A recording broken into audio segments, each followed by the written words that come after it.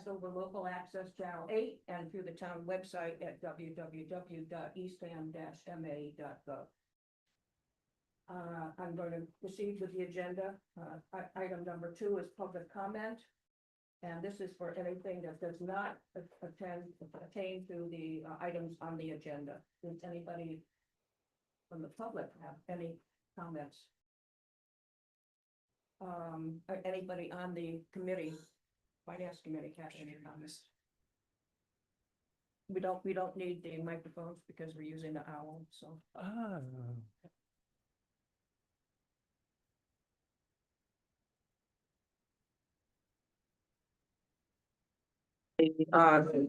Minutes for July 24th and September 4th.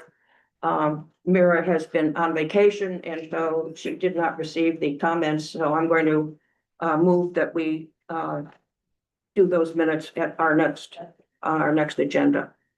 I'm going to go on to item number 4, departmental updates. And I see Colleen is coming at some point. So, Well, we have Cam. so I know we have Cam, yeah. Lori will be coming down in a minute. She's wrapping something up. Yeah, okay. So if you'd like to join us, Pam? Sure.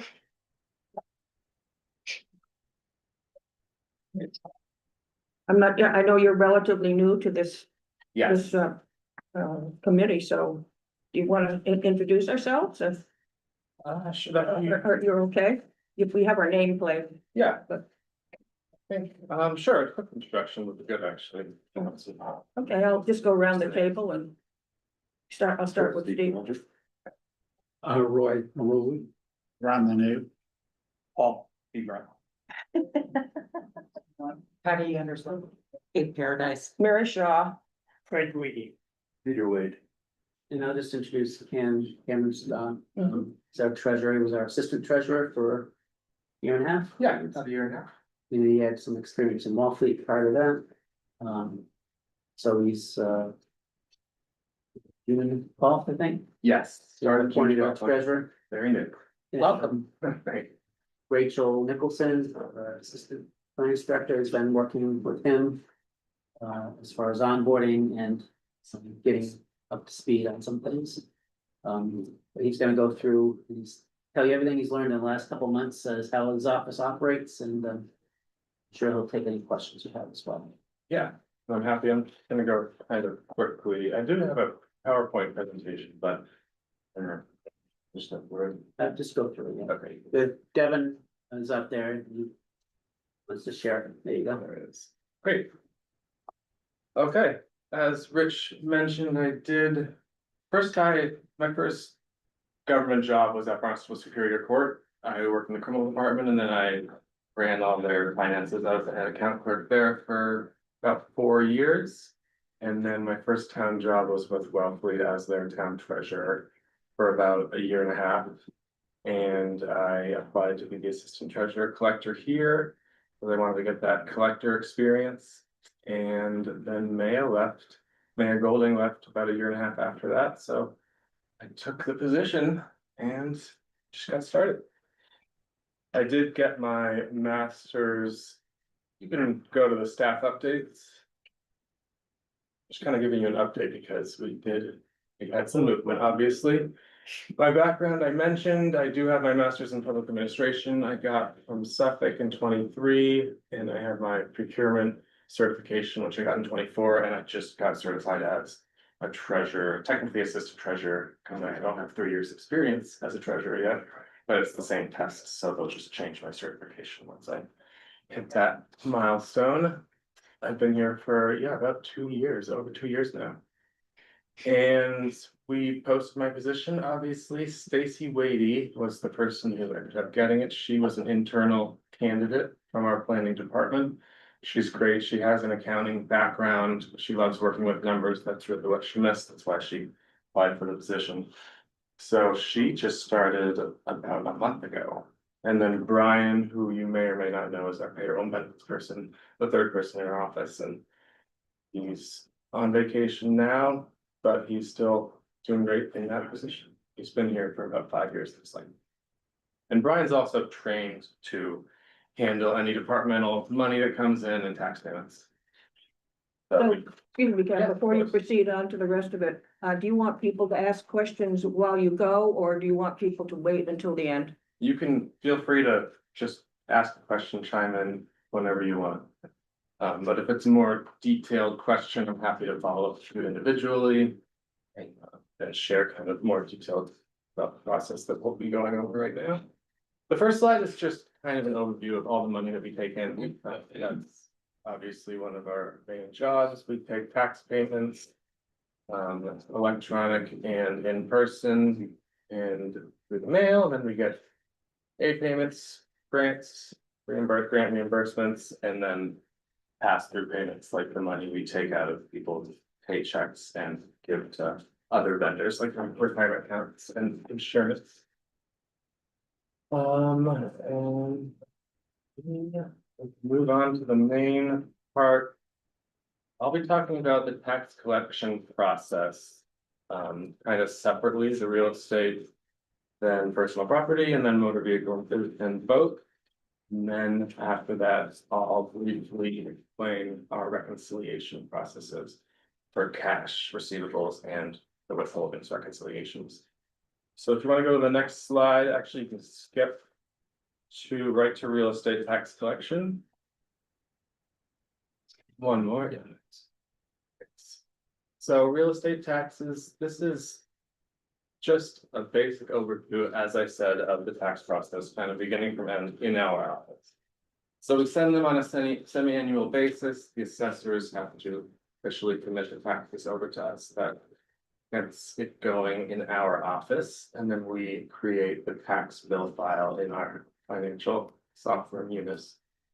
And that's what we send to our printer, Kirkwood. So we're doing that really right now for the first half. We try to get them out by October 1st and April 1st, and they're due a month later. And we're about to hit our busy time with tax collection, obviously, so we'll be getting a lot of tax payments in person. And then our two lockboxes also receive payments, the online one and the mail-in lockbox in Boston, where most people send their payments if they use the remit slip that comes with the bills. And the interest starts the day after the due date. That's statutory. There's nothing about that. And after the bills are past due for a certain amount of time, we will issue demands after the second half, when that's still due. And then after the demands are issued, we follow that up with another letter, just to remind people that they still haven't paid. And then we follow that up with another letter from our tax title attorneys, our tax attorney.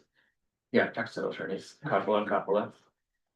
And then we actually take the properties, we place a lien on the properties if at that stage they still haven't paid. And that's what's called tax taking, tax title, which you're all aware of. And the final step, should the town choose to take that step, would be foreclosure. And who's the title attorney? Coppola and Coppola is our tax title attorney, yes. And just add that at the end there, that's kind of sequence that Cam kind of went over. It's really the most sensitive part of the collection process. So it's really important that we issue the demands timely so that people know we're on top of it. And we do get a lot of response to them. Sometimes unhappy because they have to pay the extra fee related to the demand, but it does get people to come out. And then it costs us money and time and effort to go through the tax lien process. So we'd rather not, we'd rather get the collection. But after the demand and after some follow-up letters, it's really important to be acting quick. Tax lien, that affects our interest in the property and our ability to collect. So if somebody were to skip town or move to a different state, it's hard to transfer we can't transfer the property once there's a lien on it. All the closing would be held up until that money was settled. That's part of the closing. So that's why the lien is so important. And then, but once a year, from that, we consider a foreclosure process, and we probably will have one this year. It's an unbuildable lot, piece of land that has some potential value for the town, and even if it didn't have a value to the town, we don't want it's only like $3,000 or $4,000, I think, of tax owed.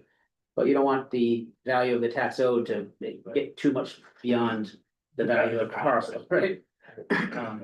And so in this case, that's something we take, but we do have some considerations. We're not gonna be throwing anyone out of the house that lives there year round, that's a housing issue. And so those are some of the things that, we think about, but we do present the list to the select board. Annually with a recommendation on anything to foreclose, so they're aware of any potential issues. That's really only about how many How many, liens that are so severe that they have a potential foreclosure issue. maybe Couple seven, thousand, yeah, not even Probably one not. dozen, yeah. so very few. And you've gone over this before, but the process is rather lengthy between. You issue the bill, you don't start to nag them until the second bill is due. And then you have a period of time before you put the lien on it. And then they also have the ability to pay the taxes and just get out of it. We start all over again, right? And during the process, they do have the opportunity to pay the taxes, yes. All the, the lawyers' fees, the court costs and other posting notice costs would all be added to the account. Right when those things happen, so they'd be paying all those fees as well. But as each step happens throughout the process, at least, one account will pay. Notified, more people realize when they see the attorney's letter that they think that's a lot more serious than the letter from the town, so at that stage we will pay, but What's the timeline on the demand notice? That's still a couple weeks, is that so? yeah, A couple weeks after the due date, the second, the May 1st date. The second, So- it's the second payment, not the first one that they're delinquent on the first one, but they don't get the demand until the second. right. Right, and then the tax take, that whole process, like, we would aim to file the tax taking around November. So it's not, from a May 1st due date, we would hope to be filing those takings by November. On November 1st, how many delinquents do you have at that time? On November 1st, on the due date? Yeah. Hundreds, Oh, hundreds, okay. yeah. No, I didn't see these like the subsequent November. So how many would we actually be leaning? Tax liens. No, actually, I was curious on. Oh. How many do I Yeah. That's a good question, I can give you the exact number. Because the interest kicks in at that point. Right, yeah, but there are still hundreds. Hundreds, okay. I know some towns do quarterly taxes.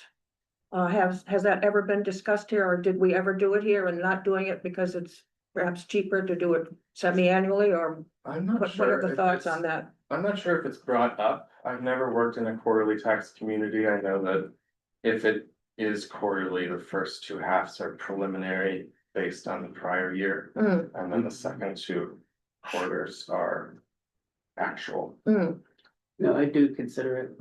Mm. Orleans is quarterly. It is easier in a sense in that those first two bills you can just send out. You don't have to worry about getting your tax rate set or having what's called the tax rate recap certified and complete. So it's easier in that respect. And it's also better in the sense of cash flow. Because the first bill is July 1. you get the money earlier? Yeah. Which you can, Well, with we got- interest rates these days.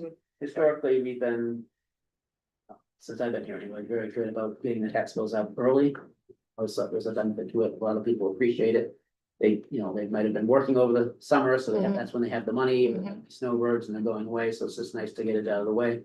So we got a lot of prepayments by sending the bills out Mhm. early, Mhm. which helps with our cash flow. Since other than the first year I was here, I think we had to borrow, short-term, a small amount of money because the cash flow was Not to just. cover. But since then, we've been able to, not have to borrow. Mhm. So it That's a hasn't been a good point, problem, Mary. and it does change, it's been a while since I've thought about it, I guess, but it's impactful to the resident or property taxpayers escrow accounts if they have a mortgage. Oh, or the bank, yeah. Yes. And so the timing of that is an adjustment, so it'll. Mhm. But with the taxes, all the time about taxes going up in the town, having a quarterly bill. Fred, can you speak up a little It bit? might be a little less Thanks. of a burden for people to pay, they may, It does come at a cost instead of, twice a year, you got people coming in potentially, Mm, because we still get quite a few people coming in. We do. The nature of our residents. And you're only sending I'm not sure what the cost is, I don't know if you know that off the top of your head, but. We send to out- do quarterly we versus send out two semi-annual, bills, yeah. 6,000 bills twice a year. Right, or right. 6,000 bills 4 times a Right, year, right. there's a cost. But what would the residents think or prefer? Because obviously if you're paying 4 times a year, what you're paying is a lot less than when you pay half. It's not adding up the same amount, but you're dividing it by 4 rather than 2. Yeah. So it's a smaller amount that you pay when you do pay. If you're not on, if you have a mortgage, it's in an escrow, so you don't see it too much, but there will be an adjustment. Yeah. First year, if you're not have a mortgage, then yeah, you're right. Or, if you want to pay us money ahead of time. Oh, yeah, you'll always Go take ahead. it.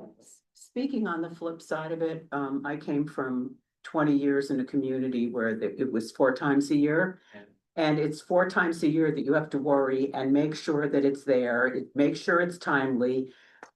I plug bills into my calendar to remind myself, so my strong preference. It is less, Mhm. it is, you do pay less, but you still end up paying Oh, you the pay full the- amount. Yeah, right, just So, pay four um, installments versus And 2. I would think it would be way less work intensive for our staff. I really have to evaluate, we'd have to evaluate staffing if you. Yeah, I think it would cost way more to get them out 4 times a year. So building off Kate's question, I have a place in Florida. They bill once a year. Would that be awful for us? Other than the state doesn't allow that. Is that a possibility? I didn't know that. So we have to bill twice, at least twice a year. We have, I think it's 3, maybe 4 options, but 3 I can think of off the top of my head. One is semi-annual like we are, one Right. is quarterly, Right. like Orleans. And the third is what's called preliminary semi-annual. So there is an option, which I actually considered in another town, it's still semi-annual. But instead of waiting till your tax rate is set and sending the bill out on October 1 due November 1, you can send out a preliminary first bill based on the prior year. Right. Just like the quarterly, and you can do that earlier. But, so that's better in a sense for cash flow for us, Mhm. but worse in a sense, I guess it's probably only a problem once, because you're gonna see the impact regardless at one point or another, but. The second bill tends to be, it's not equivalent, because the Right, first bill is the right. estimate from the prior year. One's based You on gotta the make prior up- year, the So you second gotta one's make up based the on the whole current year. amount, the second year, the second payment, Picture. so that jump Mm, looks bigger than right, what right. it really is, so. Right. Did that answer your question? It did.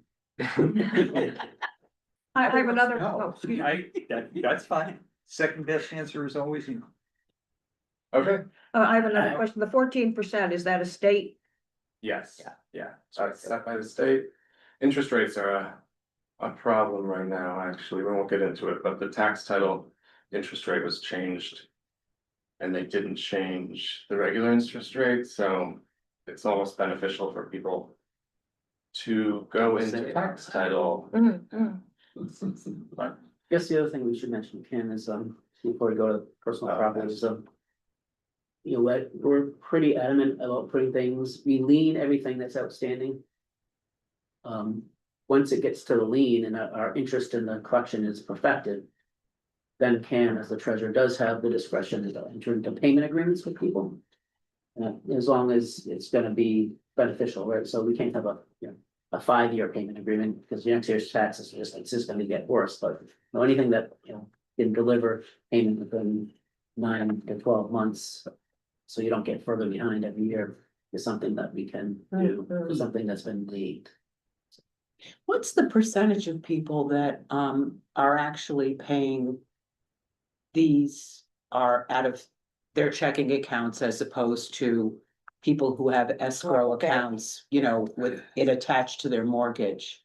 I would have to figure out how to get that number. It's a curiosity thing, Right. because I would think that you would have less to worry about with the people whose mortgages. Oh, definitely. If the bank is paying versus. an Exactly, individual. exactly. A lot of the, well, not a lot.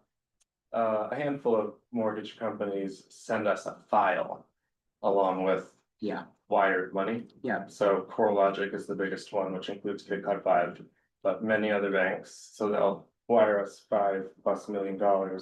And then send us a file that we can upload, just as like a lockbox, to the system, rather than entering all of those payments, so those are definitely a lot easier. But yes, anybody who comes in will re-enter manually. yeah. So it's just the clarity piece for people who might be listening from the public, that not every single person in town is having to get out their checkbook Mhm. twice a year in order to. Right, exactly. And the other thing is, because we hear this from time to time, people complaining about sending it to Waltham or whatever it is. Right. That lockbox saves the town money. Imagine having to receive the mail in the office, what's it, 6,000 bills or so. Yeah, Yeah. just for this, Alright. yeah. And so maybe Cam Real will get that estate. number, we can get back to you what it is, but I'd say the very large percentage gets sent to the lockbox. That's not, those that aren't in escrow, the vast majority of them are sent to the lockbox, which means that we don't have to have staff opening envelopes, processing Yeah, payments. at its peak, it's hundreds and hundreds of tax payments a day that the lockbox gets. And at the peak in office, we'll get 200-300 tax payments in one day. Do we use lockboxes for any other payments? But you can send, and No, do we as town use other lockboxes for other payments? For excise tax or whatever, yeah, it's the same lockbox. same lockbox, okay. City Hall systems, yeah, we use the exact same lockbox for your personal property, motor vehicle. And they send you a file and you just upload it to Community. Yes, every day. And that's, I don't know what the number is off the top of my head, but when we look at the budget, the lockbox service is one of the line item in that budget, so, we can kind of. I don't wanna say, 20 grand, maybe not even 20. For all that work.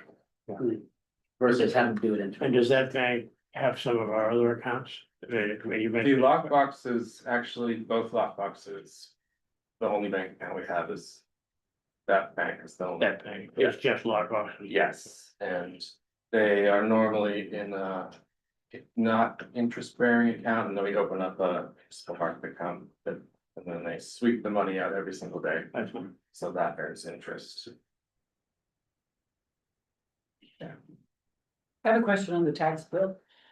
Do people ever ask about, I know some towns in Massachusetts, when you get your tax bill, let's say it's $1,000, they'll say 200's going to fire, 100's going to police, 300's going to school.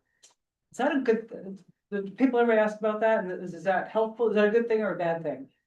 I mean, that's what the budget really is Yeah. for. Yeah, just think that in other states, a lot of it's statutory.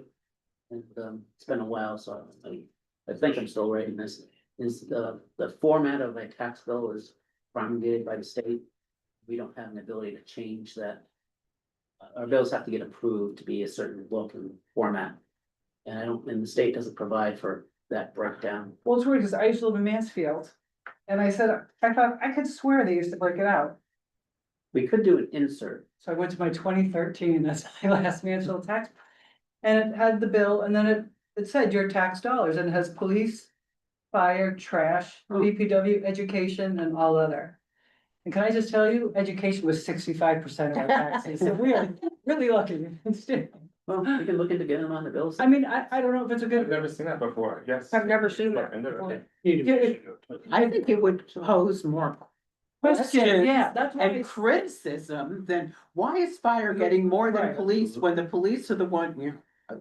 So I say it could be a good thing or a bad thing if we just put it once a year in the budget and not everyone looks at it. But if people see that. Yeah, you can just- Okay, we can throw this away now. Yeah, it actually gave me comments last year. You had the dollar bill. And we had the dollar bill Yeah, image you did that that, kind of broke down. Yeah, how it's in the- my bag, yeah. So we could even break it down. I'm not sure how detailed I broke it down, but so I do that anyway as part of the budget process. When you look at the budget, how much, here's the budget is $39 million. And here's how it went. So we do see that as a finance committee, but it's not necessarily published easily to the taxpayers, I guess. I guess the other thing we could do, Cam, is if as long as there's no extra cost to it, make that dollar bill into a tax bill insert. I was thinking that. Might be easier than manipulating bills. That involves changing munis and the printer and all that stuff. Right. So, yeah, that'd be something worth looking into, definitely. Yeah, but it just, like you said, I wonder if it just will create more. Questions? Jibber jabbers, jibber jabbers at work. That's just these complaints. It was nice to have. Okay, so you'll see the delinquent list on all of the tax collection slides. That is something we maintain. That's the Mass General Law that allows us to withhold permits, things like that, beach stickers, if people aren't paying their taxes on time. So that's another really good tool that we use that results in a lot of people paying their, especially motor vehicle, personal property tax bills. Next slide. So personal property tax bills go out at the same time as real estate bills, and they're assessed on businesses and second homes, vacation homes, basically. And we receive a commitment, just like the real estate taxes, from the assessor, and it goes through that same process. And we do issue demands, but we obviously can't take homes for personal property taxes, so that really is the end of the collection process. Interest continues to accrue and they can't get any stickers or permits in town. The ramifications of not paying Correct. are, what can't they get? All beach stickers, dump stickers, certain health permits, Building permits. building permits. Building permits. Dog Work licenses, licenses, looks, yep, dog licenses, everything they do. that would hurt. And is the tax, is that 1% of the assessed value of the house, or what, Of the building. of the assessed value of the building, Yes. not the land, you're It's saying? based on that, using that it uses the same tax rate. So it's Actually, what, it's different. We're gonna split tax rate for the first time, this time. I'm sorry, I didn't hear you, the end of what you said. We have it's based on 1% of just the building value, and then they use the personal property tax rate based on No, that. okay, Yeah, that's why it's such a small bill, so you know, it's a percentage of a percentage, 1% of the building. right? Next slide. Could you explain the next to last line on that slide? The back one. Yes, the demands being issued. Just like the real estate bills, after, they're not paid for a certain amount of weeks. We issue demands, which comes with a fee, and it's a separate mailing. Thank you. Next slide. So, and then there's motor vehicle and boat taxes. These are a little different. The boat taxes are issued once a year, but motor vehicle taxes are issued up to 8 times a year. The big ones come out mid-February to mid-March, but all those transfers, cancellations, purchases that happen throughout the year are picked up by the RMV, and then they send us files, which result in more bills. So the RMV is really the key point of information for all motor vehicle bills. People come in a lot to try to change their mailing address for their motor vehicle bills. That's not even possible in this building. They have to do that with the RMV. So that's a question that we have to answer a lot. So these are printed by a different printer, Kelly and Ryan, who is also our deputy collector. So these bills, we issue demands just like we do real estate and personal property bills after they're past due for a certain amount of time. And then we issue warrants, or a notice of a warrant, which is another step, another mailing.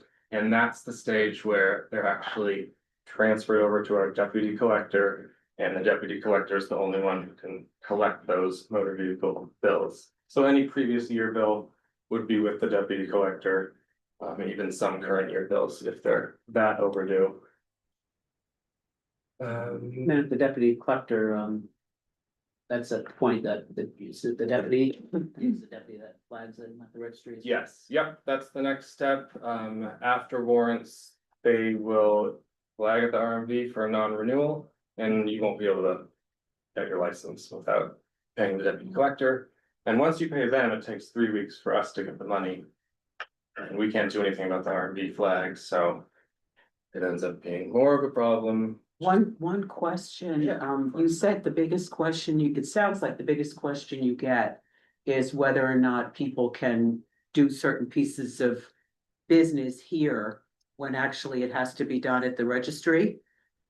Did you guys ever think about putting up a list of FAQs to sort of begin to mitigate that? We do have some, I'll look at my questions on the treasurer collector part. Sounds like it's Accessible the on the number webpage. one question that people ask and It is, and it's probably people, takes a lot of time for Put you it on the guys. website or something. It Yeah, does. I'm talking on the website FAQs. and they are able to make all those updates with the RMB online at least, so Mhm. we're not sending them to Yarmouth, but.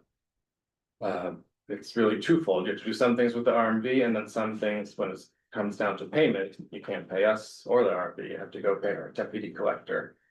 So, And the other piece of it too, for a lot of us folks here, a lot of the business at the RMV can be accomplished at the AAA office with I shouldn't say that too loud, with way fewer lines, damn it. way easier. Yeah. So, And actually, in Canada, I made a note to follow, but even signage outside our office, if, you know, we have enough room and it's. Some of the frequently asked questions or frequently provided answers, I should say, that was on a sign, that might be a helpful tool for you guys, so it's. Sometimes it's easier for people to see it on a sign than have to receive the bad news from you in person, you know, it just helps to de-escalate Right. sometimes. and I know you're not allowed to put inserts in a lot of these pieces of mail, but if you had a list of FAQs, when you send this stuff out, it might help The people to tax bills? understand that, you know, you want to be helpful, but it's not your swim lane, so Right. to speak. Okay, good answer. So answers, So I have another question. How much do we spend on outside printing? I honestly haven't even seen the Mm. bills yet, this is the first time I'm sending I them. should have brought the budget with me, but let me see if I can look at the budget book from last year on this website and I can give you. an No, answer. you In a don't have to minute. give it to me now. But, Once I pay the bill, I'm sure I'll remember the amount. and we use a different, Kelly and Ryan are the same people that we use for the Right, real estate. yeah, Kelly and Ryan is kind of Why is that? the go-to for all things motor vehicle. It's what was set up. It's just, before I got it's niche, Kelly and Ryan's a deputy collective service as well, Oh, and Kirkland doesn't do deputy collections. Correct, And deputy collections are more prevalent on motor vehicles, so it makes sense, as that business evolved over the years. They do the printing and the issuance of motor vehicle and boat excise bills, and then they'll do the follow-up collection of it. something the previous treasurer collector was considering was having our deputy collector collect real estate as well at a certain point. I'm just wondering whether if you had the same firm doing all of it, it would be cheaper. Get a deal. I don't think so, I think I've had that conversation, there is a niche, there are different niches and they're different, Okay, not really skill sets, Putting all but your stuff in one They're basket. set up to do the different. laws and the billing Yeah. process of each of those are just different enough that each business has developed it separately. thank you. I just mentioned the Driver Protection Act at the bottom there because we do need to confirm a lot more personal information before giving out motor vehicle bill information. Because of that act, because someone was basically found using a motor vehicle bill. And it was a criminal situation, so that's why this act came out. I believe it entered, does it? Next slide. This is just a more concise overview of the excise collection process, including the deputy collector process. So bills are due in 30 days. Demand is then issued. We have a $10 demand fee, but it can be up to $30. And then that demand is due in 14 days. The interest rates are different. Also, statutory is 12% for these. And then it moves on to the warrant process, and the deputy collector does add their own fees, so we don't even have the balance due for these old motor vehicle bills. Because the deputy fees never would show in our system, so we show the interest and the fees. And the bill amount that they will end up sending us, but they're collecting more money and keeping some of it. So why are we only doing 10 versus the ability to do 30? That Because we're not would have to be voted on. On the demand, so. Yeah. Yeah, It's a fee schedule item, so it's a select board. Vote. So, we'll be going through, as part of the budget The process fees? this year, updating fee, asking everybody to update their fee schedule, so that's something we can yeah, think of too. yep, and the minimum bills are $5, so. Yeah, if somebody sees a $30 fee tacked onto a $5 bill, they didn't They won't be late receive, next they year. might be a little more angry than the $10 fee. It's an incentive to pay. They might pay it and not, so that they know that if they're late the next year, they're gonna be stuck. Yeah. Like, these bills will, I mean, unless they move out of the state, they're always going to get paid, because they're gonna catch up to you at the RV. Mhm. But there's time and expense and demands, Yep. so say get it up to at least 20. Yeah. I think you should definitely bring up. So Cam, I just was looking at the budget from last year and the budget book. And this isn't the actual, but just in the budget. And so maybe we can spend some more time when we go through it together this year, being your first time on Yes. detailing this out, but in total. About $7,000 for Bridget, printing. Mm. Does that include the mailing too? They mail them, Danielle. so the postage and all that. Mhm. And our lockbox, we had budgeted about $6,600. I can bet that that's going to go up with the cost of paper and just all that type of stuff. It's not gonna get cheaper. That's pretty cheap, it's got postage in it. Yeah. Yeah. So I mean, so outsourcing these things is pretty cost effective. Yeah. Okay, next slide, please.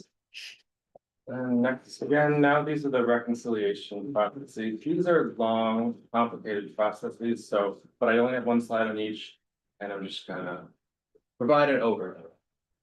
We maintain what's called a cash receipt book, which is basically all the money that we're taking in. And that is separate from the cash book. The cash book is separated by bank account, and that's really my official record of everything that happens. Money coming in, money going out in any way in the town. So at the end of every month, we perform a cash reconciliation, and we start by reconciling all of the bank statements to our cash book. Obviously, accounting for all sorts of variances and deposits in transit, and I won't get into all those details, but each bank account has its own reconciliation process. The vendor account is probably the most time consuming, just because that's where all of our checks come out of, and that's where we pay all of our vendors electronically via ACH and wire. Debt payments come out of that account as well. And once we've accounted for all of the cross-monthly variances between the statements and cash book, then we have to reconcile those reconciled amounts to the general ledger. So we're reconciling my cash book to our financial software Munis, which is kind of, the accounting department's So that's the area. the major, even back in my days of auditing, almost a lot of things could go wrong, but we couldn't have the cash wrong. That's the key internal control in town. And I don't know that people realize this, but the town accountant is, I don't want to overblow it, but especially in a small town, we do have some overlap, but essentially it's like a firewall between the accounting office and the treasurer's office. They're separate, they have separate books and records. So Cam's got his cash book, Tina's got the general ledger, and they record transactions separately. So a department turns over $100, Cam gets a turnover of $100, Tina gets a turnover of $100 separately. So that so hopefully are both reporting the same $100. And if that's the only thing that happened in the month and you do a reconciliation, Cam's gonna have $100, the ledger's gonna have $100, and everything will tie. But if they, what I've seen happen in towns is someone in the treasurer office, especially if it's cash. The turnover goes away and the cash goes away. And all of a sudden, they don't have that $100 in the bank. But the account has, you should have $100, because the record have it open. And that's why it's such an important strong control, so. Being very timely in doing this monthly, not only to your own internal records on to the bank statements from your cash book. But then the second step, which a lot of towns don't quite master, is it really needs to be to the accountant's ledger. Mhm. And that's a key thing that would pretty And does your hardcore. office control the bank accounts or does the account? Yes, I'm the only person who can touch money. Okay. That's Whether all the money comes through our office and all the money comes out of our office. And there's another key thing, is the accountant prepares the warrant. They audit the bills to be paid, they audit the vendors. And then. Treasurer's office can only pay out what is listed on that weekly vendor or bi-weekly vendor warrant.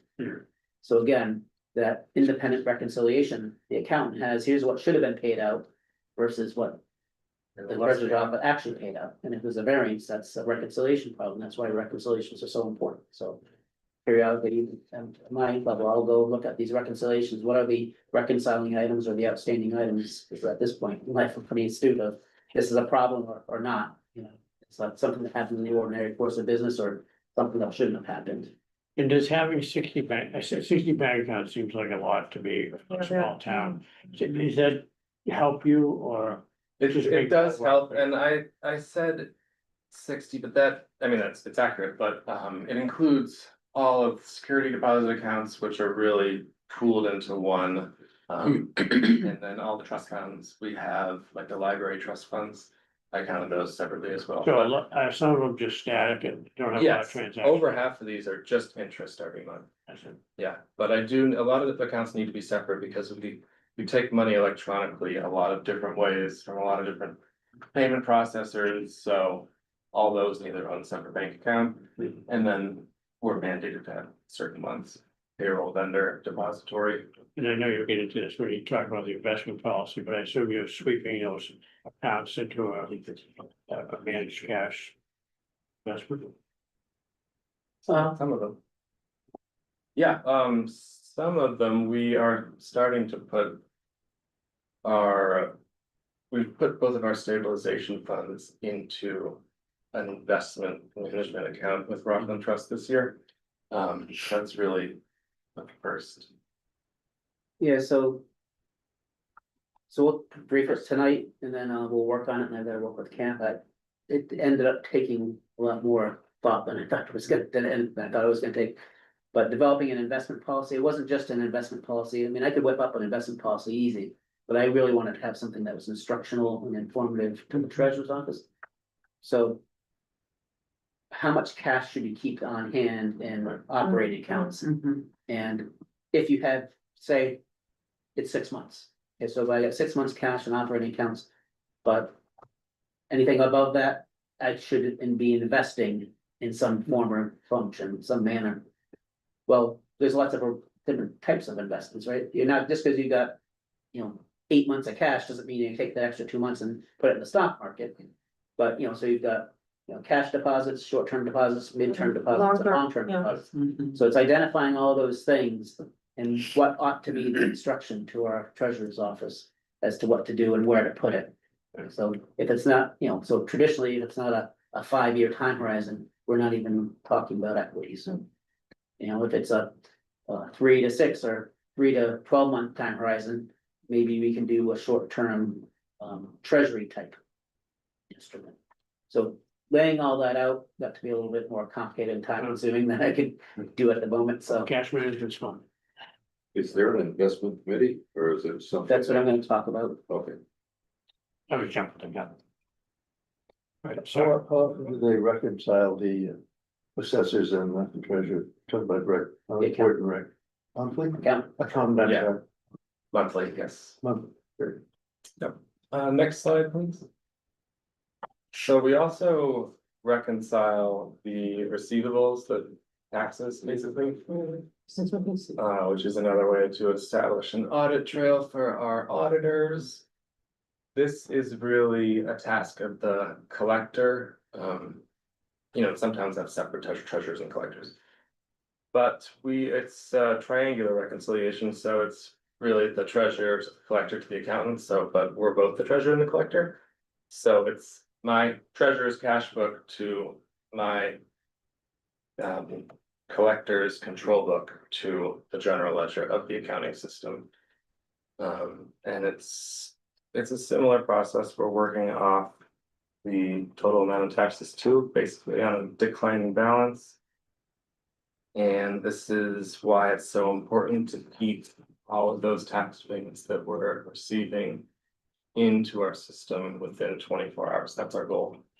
So this goes, one of the reasons this is a key internal control, this kind of goes to what Ken was explaining about the collection process. So, if someone that it's not uncommon, we don't get a ton of it, but we get a fair amount of people that come and pay cash. They just want to come to the window and they want to pay cash for their taxes. So of course, cash is the most susceptible to theft. So if a clerk or someone in the office were to pocket that cash, they can't credit their tax account. Because if they do that, then the cash drawer will be short, right? So you wouldn't. So you might get by for a bit on that, but eventually Cam's gonna send out a demand notice. The that you accounting, haven't paid, it's gonna catch up to with the accounting. or the deputy collector is gonna come after you, or you're gonna get a lien on your property, and wherever we are in that. Which is why it's in front of me to make sure that Cam is always doing these things timely, because, I don't worry as much when I know all the collection practices are being followed, because if they are, things will kind of come out of the woodwork if they weren't done right, so. In general, what is the amount of our receivables, outstanding receivables in general? When, It's in one of my slides, so the financial review. Okay. it depends on. We're over your studies too. So basically simplified to one sentence, what we're getting at is the balance due of taxes. So it equals the outstanding balance due from the prior month, plus any new commitments, minus all the receipts that we're getting that month, and then the abatements and adjustments that assessing puts in, and exemptions. And then each month we also issue refunds if we don't accept overpayments if someone's paying in person, but sometimes, if you're paying a lockbox and you overpay, they're going to take that amount and apply it to that bill. It's gonna be a credit and we're gonna refund it at the end of the month. So that's another thing that comes into play with all of these receivables reconciliation tasks. We also are doing overshort adjustments every month, which is waiving money in both positive and negative direction up to $4.99.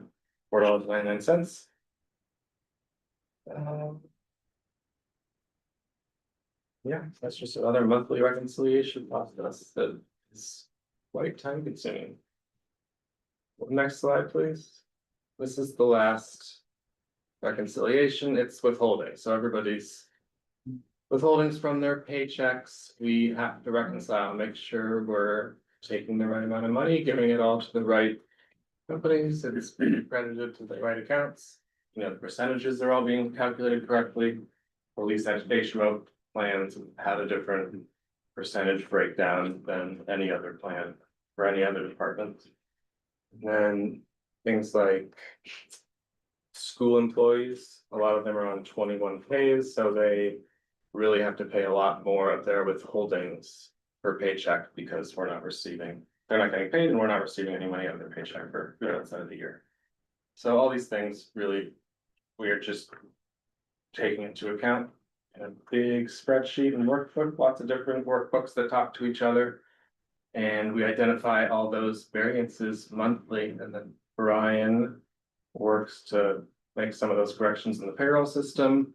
I would issue refund checks if they're employees that aren't here anymore.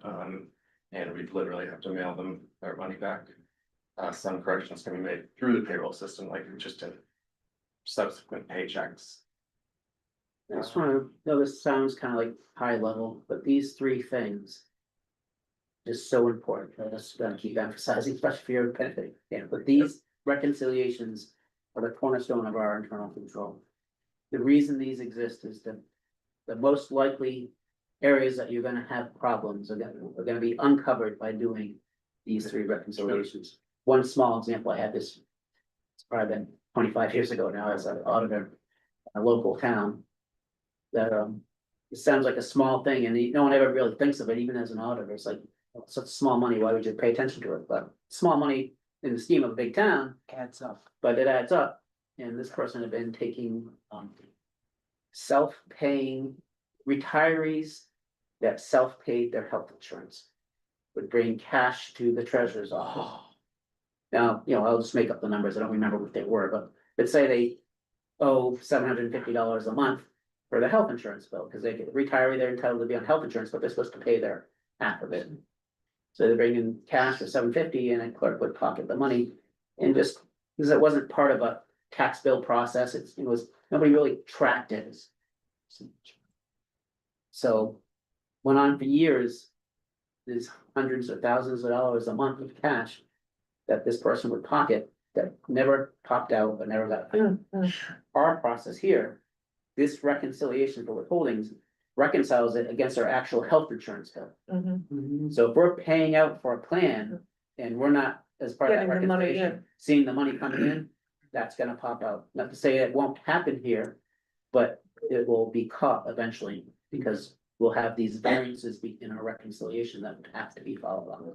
So the really small things, seemingly innocuous things that are part of your monthly process are super important for confidence and accounting for. This is really the majority of our time, these reconciliations and then tax collection and departmental money and other money coming in. Next slide. I just listed out some of our other responsibilities in this office. I'm not gonna go over any of it. But we do a lot of other things.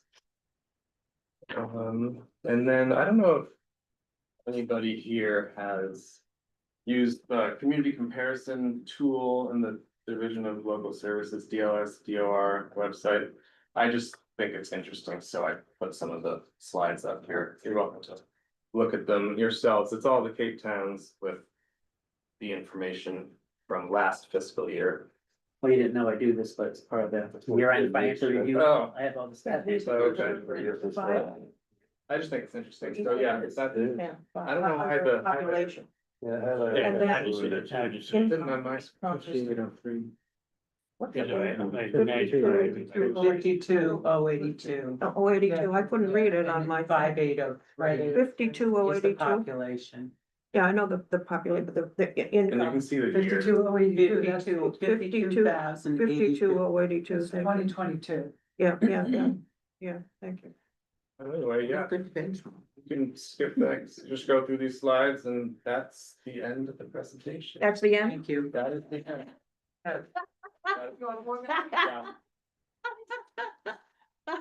You're earning your keep. What are your main concerns in dealing with all of Good this? question. Just making sure everything we identify is corrected in a timely manner, so we're not carrying everything from month to month. And making sure that those three reconciliations are completed. It's really just keeping up with everything. And when- Fall behind, it snowballs. And when something gets behind. It's the best and most efficient time to resolve something is as close to possible when it happens, so it's fresh in your mind and. Mhm. Right. Yeah, if we can do it within that same month, that's the best part. Right. I love that. But, hasn't. We still got a lot of work to do, Cam's still new, so he's got some learning to do, but by and large, we've been pretty good for the last several years, but. That hasn't always been the case in Eastham, and it's certainly not the case in a lot of our neighboring towns. That these things don't get done timely, and then you have, a year or two or more of reconciling items in any of these three things. Clearing them up Mm, in order to be able to move forward is enormous task. Is the workload consistent all year long, or you got peaks and lows? we definitely always have something to do. The peaks are just the months of October and April, just because of all the The tax people bill. coming and making tax payments and the phone calls and everything else. But there's no labor to pull in and out of the office, right? No, I do have some hard time help that we've been using for not even for the busy time. Well, one of the things right now. you'll see in the budget this year, and I have to do some talking with the staff, but. You have a floating position, and so it's finding out, we implementing the RTE kind of impacted that a little bit this year. Yeah. But once we get back to a more steady state. Trying to use that floating position between 2 or 3 offices, probably 2 offices. To provide some support seasonally, when one office is busy and one's slow, and that person's over there and then back and forth. But sounds like that should be easy to do, but it isn't. So it's something we gotta work on. Yeah, we're all busy offices. It's great. Well, thank you very much, Yeah, Pam. thank you. It's nice to meet you. You as well. Yeah, yeah. See you around. Thank you for coming. And contact me at any time if you have questions about anything. Any old time, day and night. Of course. Careful about answering that. She says that to everyone.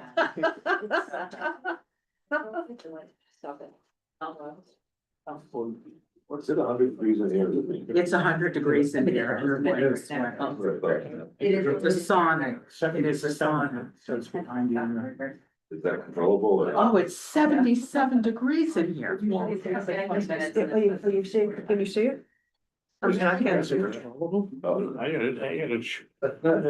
Some area on this side of the table. Must I'm be- sorry, Rich. Colleen's tied up with tax bill, didn't quite work out the way we thought, Oh, so oh, she's gotta redo some things, so she's not gonna, she's gonna go back up and keep working on it. Okay. But you've got our presentation. Mhm. And do we want to wait for her to come another time, or how do you want to proceed? not really, I don't think so, unless you really wanna see her. Well, But- well, I've seen her. I've seen her. No, I didn't know how she felt about it. But I think right now she's just busy trying, Yeah, yeah. the priority is getting the tax bills up, so. So you were recommending that we proceed with Lori, is that what you're? Yeah, Or- unless you have any questions or want me to talk about that stuff. Why don't we do Lori since she's here and then go back to Colleen because. If Colleen is gonna be here, I'd rather do Lori while she's here than sit here and. Hi, Lori. Welcome to the hot seat. It is warm in here. Does anybody know how to, I know we're not supposed to touch the thermostats or. I don't think we have control of Yeah, I them. don't think so. It's on a overridden written Well, system. it's 77 degrees. Yes. Florida.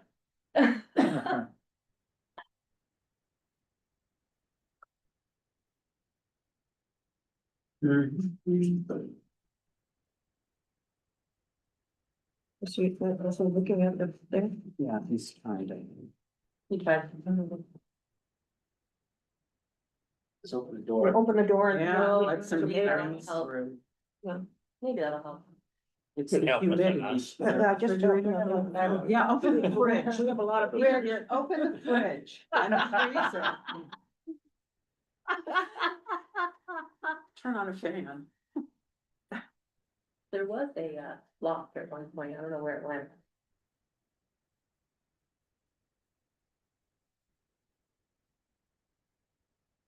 So I hope we're not paying a lot for the heat.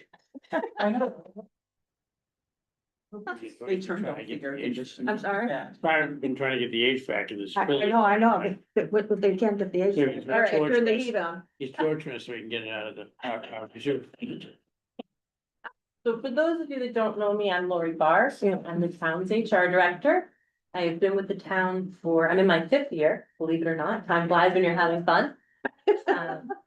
So tonight I thought I'd talk to you, I'd focus on the financial aspects of human resources instead of all the many other things that I do.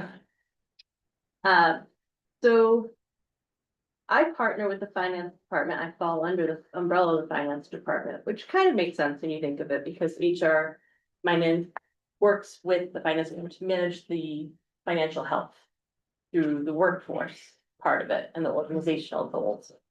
I do have a hand in budgeting. Rich has actually allowed me to do salary projections for the last few years. Which is really important for everybody to have an idea. We use our classification and compensation plan that determines the salary scales and tables and people's increases. It's negotiated every 3 years in our contract and collective bargaining process. We are actually going into collective bargaining in the beginning of November. We do all 5 of our unions at the same time. So that's where we're at with that. Just a quick question, when you said all of our 5 at the same time, are there towns that do unions at different times of the year? Yes. I don't mean of the year, but Different 1 year, years, this, yes. oh my God. There are towns that stagger it. I'm not sure which one's worse, Mary, though. Oh, yeah. It sounds like you're on the hamster wheel all the time if you do them every year, but on the other hand, doing 5 at once can be a challenge when you do them well. So it's interesting. You can go to the next slide, Devin.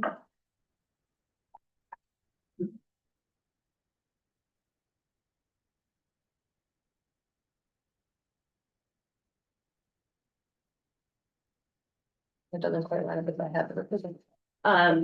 So it talks about forecasting recruitment. I do that very minimally. I can tell you, we use Cape Cod Times online. We do not use it in print anymore. The cost is actually extremely prohibitive.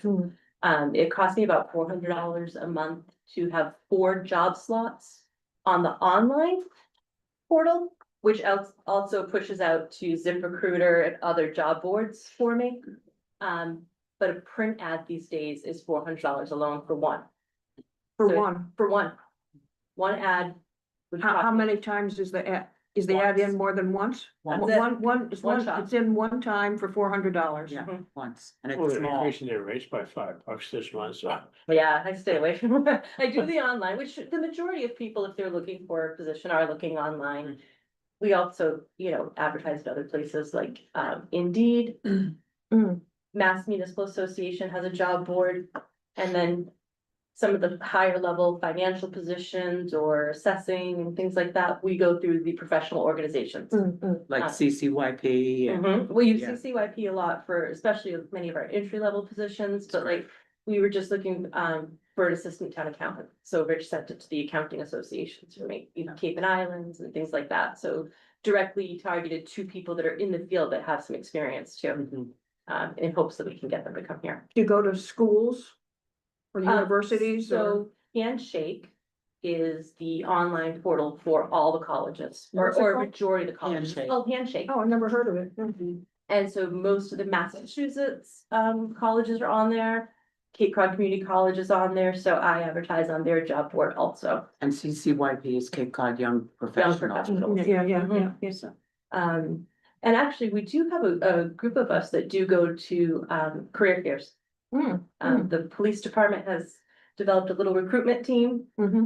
Buyers starting to work on that, and so we've got it, and those are the big ones that we recruit for in person. Because they have colleges that are specific geared to public Have safety. fairs. Yep, so we do Mass Maritime Academy.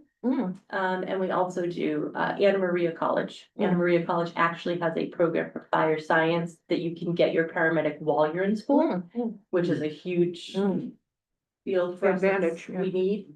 And they also have criminal justice there, so that's a good one. I also work with budgeting for the staffing, compensation, compliance is a big thing that I do. And then I work with Rich to make sure that the budget aligns with the goals of what we need in the department so that the whole town can operate efficiently. You can go to the next slide. So managing staffing within budget constraints. This kind of ties in with back to the collective bargaining. Extremely curious to see how this year is going to play out with the economic forecasts, political uncertainties, the cost of living on Cape Cod, the housing challenges. We have to pay people a livable wage. We're limited by Prop 2.5 of income for our budget, so it's a challenge. It's a challenge, and when you're looking for people with professional experience to come to this part of the world. I just did a paper. In order to afford a house in Eastham, your annual household income has to be $221,000. Yeah, right. How many people do you feel that you've interviewed that were really fantastic people for the job you were looking for? And that person decided they couldn't afford to come here because of the housing situation? I've been so lucky, Mary, it's very limited that we've been in that situation. Very limited, maybe 1 or 2 times in the 5 years I've been here. Really? Is it because they come from here to begin with? I mean, you're talking about the Maritime Tech School, things like that. Obviously, they might live here, but. Yeah, we have people that have come from other municipalities, Yeah, oh, yeah, I know that. right? So that's. Yeah, I call it cannibalization. I call it fishing in a puddle. Yeah. We fish it, we all fish in the same puddle and we, swap employees, it's okay. But I really have not, I've been fortunate to not have that challenge, maybe a little more in the public safety. We've had some young people want to come here from like New York. And think that they want to be a police officer here, and then they figure out that there's not even an apartment to rent really around here. And That's certainly probably the not an hardest is affordable, apartment, yeah. certainly not an affordable rate. And same thing with our firefighters. That typically is where I see the challenge the most with that. Are there any positions that require that person to live in town anymore? No, we have, even our firefighters and police have a pretty, Loose, non-restrictive. loose Yeah. Residency requirements. But the challenge really, especially in the fire department, is a lot of our employees now are living in the mid to upper Cape as opposed to being in town. Right. And so this will be a thing for us, in the upcoming years. Back in the day, when everybody lived in town or the next town over, and you had a callback, it was easy for them to come back. Right. And now when people are living in, Yarmouth or Sandwich or Centerville or just off Cape, they're not coming back for callback. And so, you tend to get the same handful of people that are doing all the overtime and all the callback, which is, thank you. But, Yeah, they don't mind, but. Well, It's sometimes when it difficult. gets to be much, I'm sure they do mind. The They, burnout. they're right, the dedicated, they don't wanna burnout. leave anybody hanging, so. It's not good. So that becomes impactful. So what's the solution to that? The solution is now you gotta have more staff to be on a shift. Right. And so that's probably an eventuality facing. Yep. So maybe it would be better just to pay the other people more. That's the contemplation, I guess. Looming question. It is. I think I've covered everything on this slide. So salary schedules are based on our collective agreements and personnel code. We do have a personnel code here that does mirror the EEA. Salary scale and collective bargaining agreements. So even though you're non-union, you still follow a code. And the salary schedules are mirrored for equity, which is important. Do we ever give any signing bonuses? We have not yet. There's been discussion of it multiple times in certain positions. If we needed to, we would. I'm sorry? If we needed to, we would, yeah. I think we have the flexibility to do it if we needed to. How many other towns near us are giving, I mean, I read about it every once in a while in the paper. About signing You bonuses. see it a lot with again, back to public safety. You see it a lot with public Yeah, safety in our public surrounding safety, yeah, towns. yeah.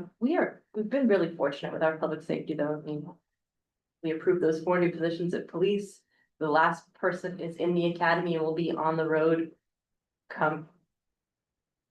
They graduate in January, they'll be on the road by themselves in April. So we did really well with filling those positions. Yeah, space. We get really lucky. And I think that the town's reputation speaks for itself too. Out in the greater, As compared to Quad some of the community. other local towns. Yeah, I don't wanna disparage our neighbors, but. No, no, but our I'm reputation. not gonna name any But we have a good names. reputation and we are known to be a good employer, especially our public safety. Mhm. And so I think that signing helps. signing bonuses can be problematic. They backfire in a very, very big way. I'm not gonna, we don't need to talk about it here, but it's certainly something that I'm sure you guys are Yeah, I don't consider. think any of us are opposed to it if we had to, but if we could operate Right. in our standard operating procedure. Yeah. Again, the equity Mhm. is important to employees. And people have to wanna come here. Yes. That's important. They have That's to- important. You know, since you're the finance committee, they'll say it this way too, and, you know, people don't understand this, and I worked in plenty of towns that are just so darn cheap. And, okay, I get it, you're trying to save taxpayers some money. Yep. That's admirable, and I understand that, but that comes at a cost. And so, not to say that we aren't frugal, and I think our departments do a great job on what they spend and on what they don't spend on. But at the end of the day, they have the resources they need. And that is a huge benefit for employment. Our employees appreciate that they have what they need and that the facilities are nice. You know, not that we don't have problems in some of our facilities, but at least we have the mechanism and the ability to take care of them. Mhm. And it goes a very long way to making a big difference in how, you know, employee satisfaction, to have what you need to actually be able to do your job. It is huge. Or wouldn't that be, you see that if there's a large amount of turnover too, if things weren't good, then there'd be, I would assume there'd be more turnover than. There would, you have retention problems, and Yeah. retention is, Cause you It paid, costs you you more paid to to hire, recruit you someone paid than to to retain train, someone. and now you lose them. yeah, it does, it's beneficial to retain the employees, the good employees that you have. Right. Than to recruit and train. Oh, yeah, a it's new employee. expensive. Hugely expensive. We can go to the next slide.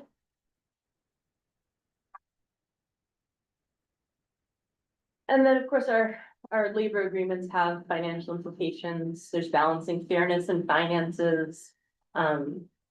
Obviously, there's organizational limits. Labor agreements affect payroll, benefit costs, and operating. We are so lucky that last statement, sustaining good labor relations. We have some like, there's always anxiety going into collective bargaining because you're gonna sit across the table and you have to convey to the union that we value you and we wanna do good by you. But we have limitations and, you know, they're gonna come and ask for what they need. But we have such great labor relations here. I never worry about sending a job description to a union for acceptance or talking to a union about something that we're trying to do. We've totally gone away from the us against them mentality, and we have a real collaboration and partnership with our unions, which I think says a lot about our administration. So what are the five, unions you work with? So we have steelworkers, we have our police union. The police also have a dispatchers union. We have fire. Yeah. And we have the Eastham Employees Association Union. Did I miss the teachers? Are they? We do not negotiate the teachers negotiate through with the district. So where the Eastham, Even for the, School, even the elementary elementary school? does? yes, because they fall under the teachers union. And are they on the same 3-year schedule? Not as us. No, Uh, no, they. Can't remember what year it's. so their increases come as part of the school budget, so we don't really see it as much. That's correct. I have some questions, I'll call them perks.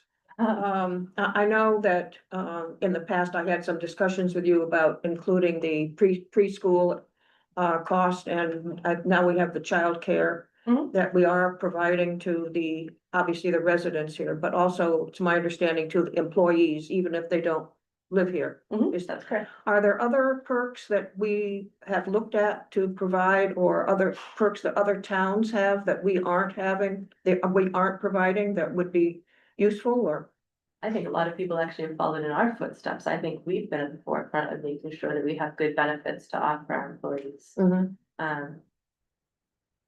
We have our basic health insurances.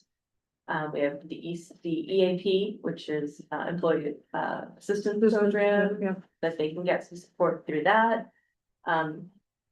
Hillary's just rolled out a new program along with the mental health, and while it's originally intended for residents, it's also open to employees.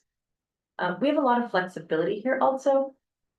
May not be necessarily written out, but we're known for being flexible with our employees. We do some alternative work arrangements. We still offer the remote work. Can people be fully remote here? Could they be? Yeah, Are maybe there? for the right person, you know, Uh-uh. if we were really having trouble recruiting for a high level position that, you know, we need somebody with experience, probably. But we've been fortunate enough to not run into that. The town manager. Yeah, that's right, that's right, that's I don't right. think I want to fully remote. Finance director, right? Our policy is up to 20%, turns like 2 days. 2 days. Of remote work, so it's a matter of, but, you know, that is dependent on the office, obviously, police and fire people can't. Oh, right. Sure, sure. You can't do, you Yeah, can't I don't fight a want- fire You remotely. know, Pam, I think, takes a remote day, Brian takes a remote day, sure Stacy will at some point, but there's gotta be someone in the office, right, so. Mhm. Right. We're So, you know, bound. so we have some, you know, rules around it. Mhm. And, you know, some towns, finance director in Sandwich is 100% remote from Florida. From Province. Florida. Provincetown treasurer, I think, is remote, Wellfleet treasurer is remote. I think No. that the manager in Was Truro, the one who was in Vermont. somebody was, yeah, It's fun. somebody in Truro. There's several towns around us that have fully. Was in Vermont, yeah. So it's not, you know, as long as you've got the person that can do that, it's not bad, you know, can do a lot of the work. I do, I can probably do remote, but I like to be here, I mean, I do other things too that require me to be here, but, We like seeing. so. I think to be effective, you know, depending on your position, but be effective leadership and to mentor people, you kind of have to be present, so. But if you just need cash books to be reconciled or ledgers to be balanced or AP invoices to be processed, that can happen anywhere. Barnstable, I think, had most of their AP staff is remote. They carry over from COVID, they got rid of the office building off of, Street of South and South Street, Main. Now, one of their buildings, is Interley buildings, they got rid of it. So they didn't have the room, so they just let everybody, oh, you've been doing it since COVID, just keep doing it. But what happens to the residents who want to walk in and have a conversation with somebody? Well, you're not walking in to talk to the AP clerk, so that. Yeah. but- Okay. The Yeah, tax collector's office, you know, I need some. yeah. I think we'll see government change as time goes anyway, Mhm. but there will always be those positions that will be front facing because Mhm. of They have to constituent be. services, Yeah, right? yeah, yeah.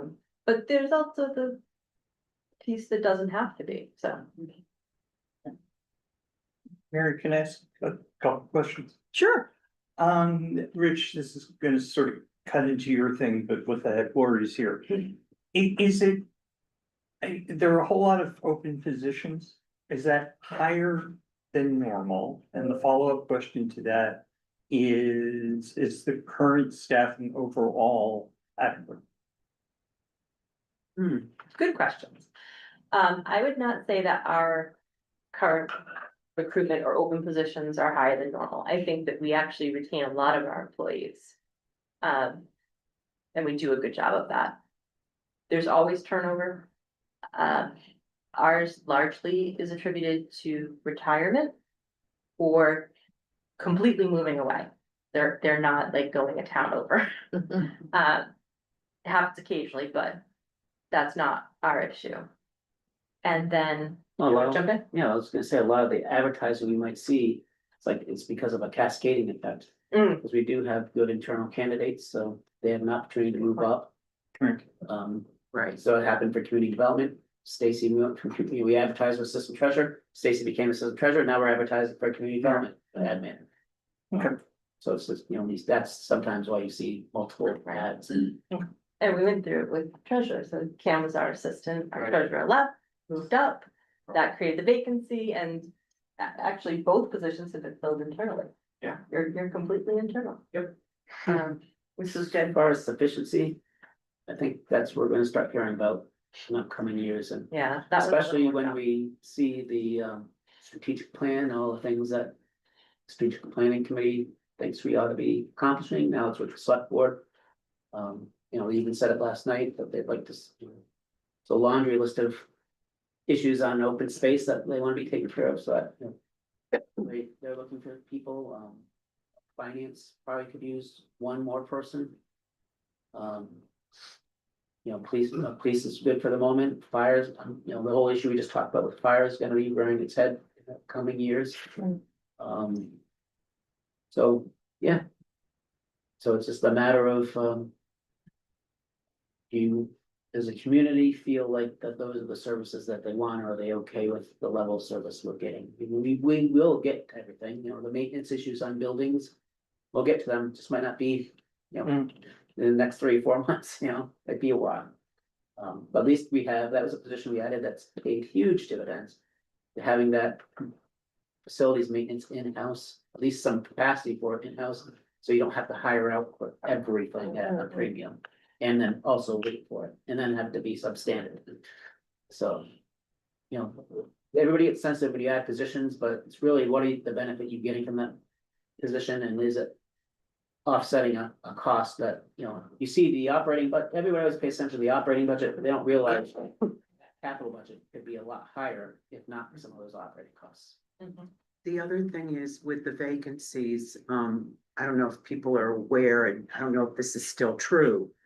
That when you have an internal candidate, you still have to advertise externally and bring in people. Is that still?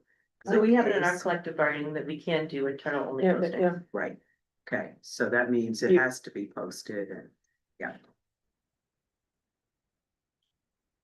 Next slide.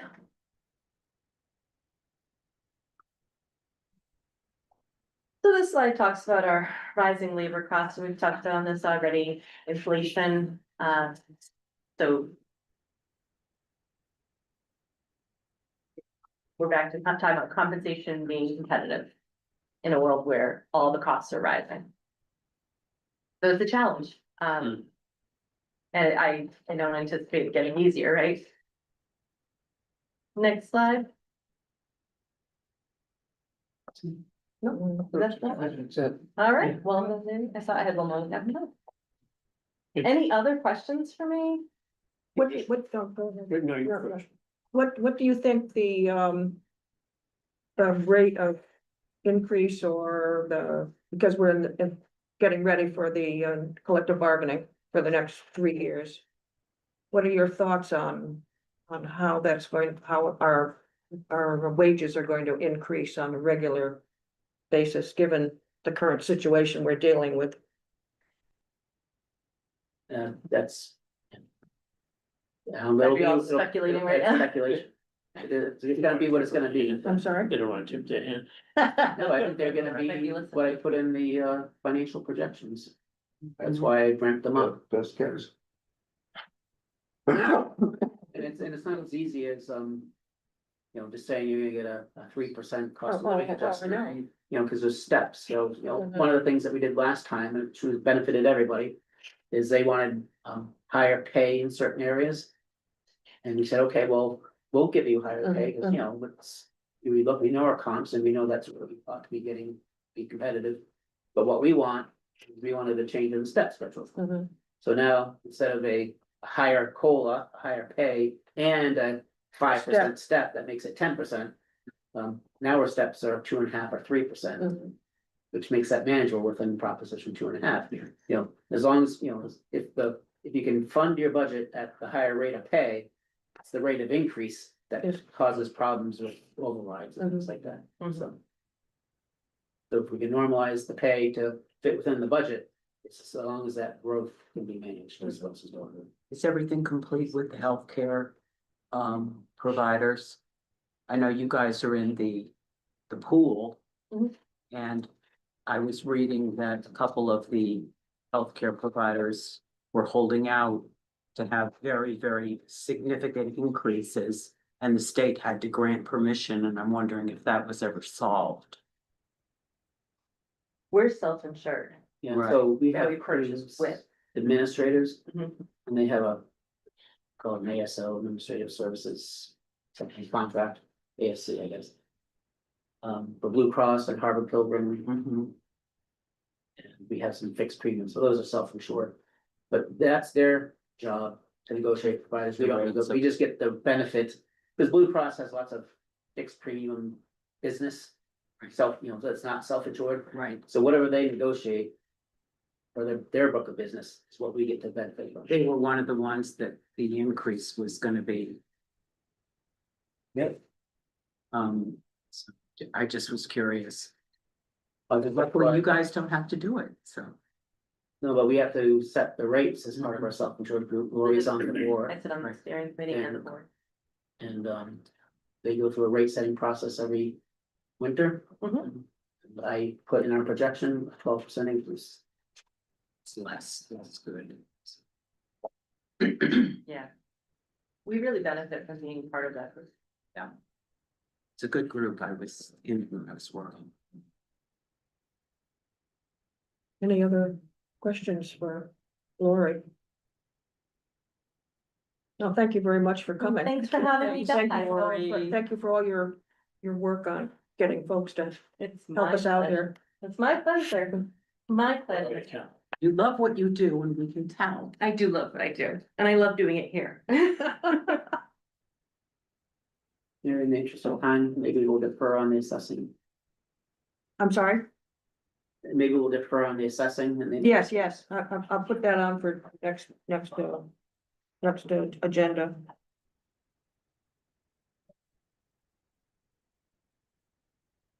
We did have, Okay, my presentation. so you want to do the fiscal year 2025? Yeah. Well, I make it briefer than usual, but, I put together a book for everybody.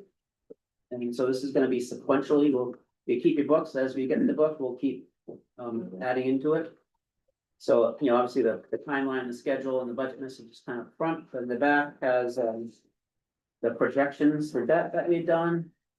And the 5-year financial projection that we went over a month or two ago is in here. And now I've added this year-end review. And then, next time we have something, we'll add it in. So the next thing up, I think, is the capital budget, so we'll put the capital budget in the capital budget tab. And at the very back, in the back pocket, is the financial management policies as they exist at the moment. So I'll get right into this review real quick. I kind of spelled out narratively, go to the next slide. Bullet points summarizing everything that's contained within this. We've had a good year performance-wise compared to budget, largely due to some big one-time things. Our financial position is maintained, if not maybe eroding slightly.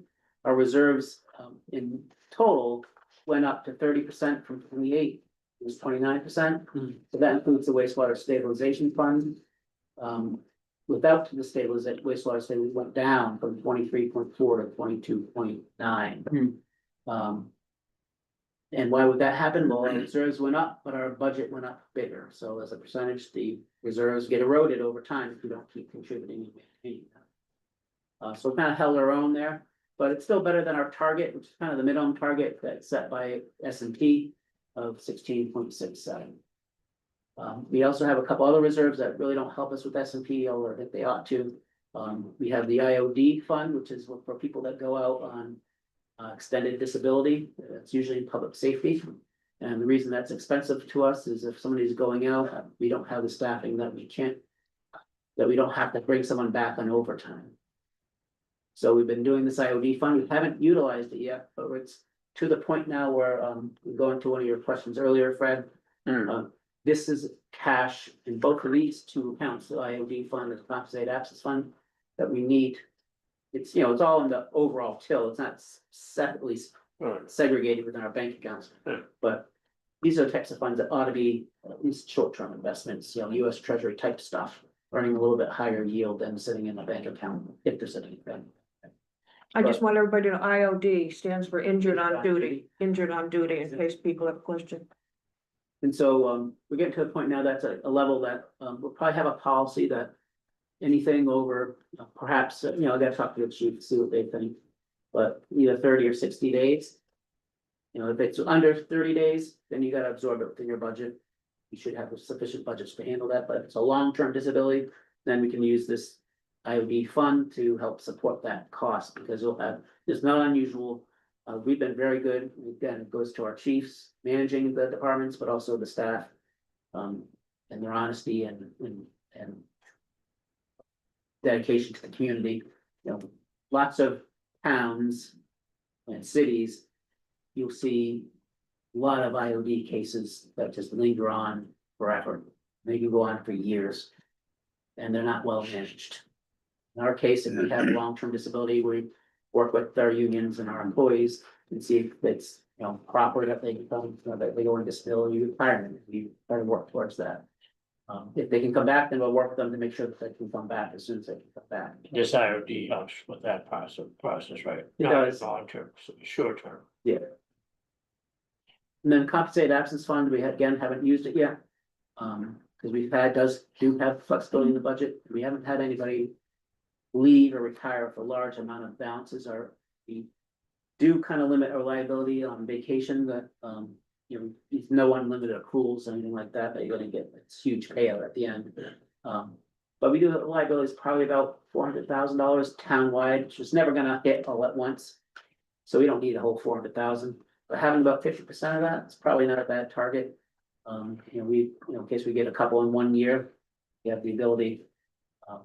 Used to be that when somebody left, you'd hire their replacement. Usually sometime later, so you had that savings while that position was vacant. And the replacement would come in at a lower rate. Well, nowadays, the replacement's coming in the same, if not a higher rate. And so you don't have that cushion to pay for a buyout, so this fund will help with that type of situation. We are expecting about $6.4 million of free cash, which is a significant number for us, about 14% of our operating budget.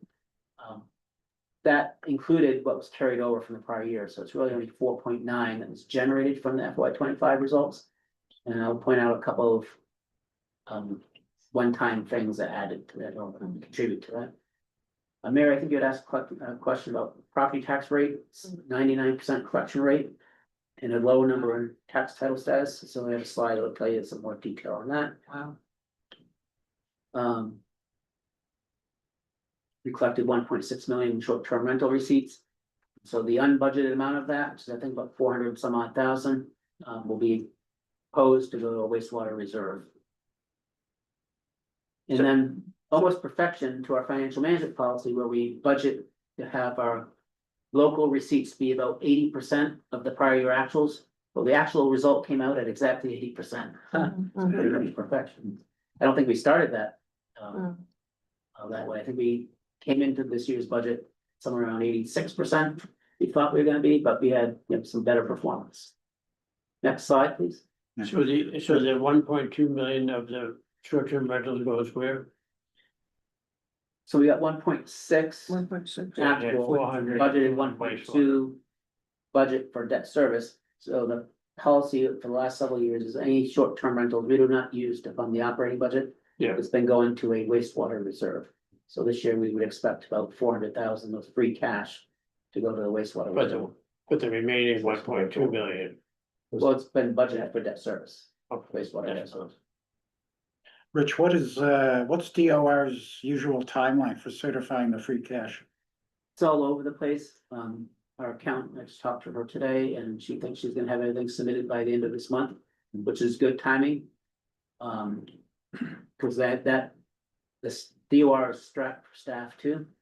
And if you wait another month or so, month and a half, then they do not do any free cash certifications because everybody's getting the tax rates and then that has to take precedence. So they don't do free cash, they just do tax rate.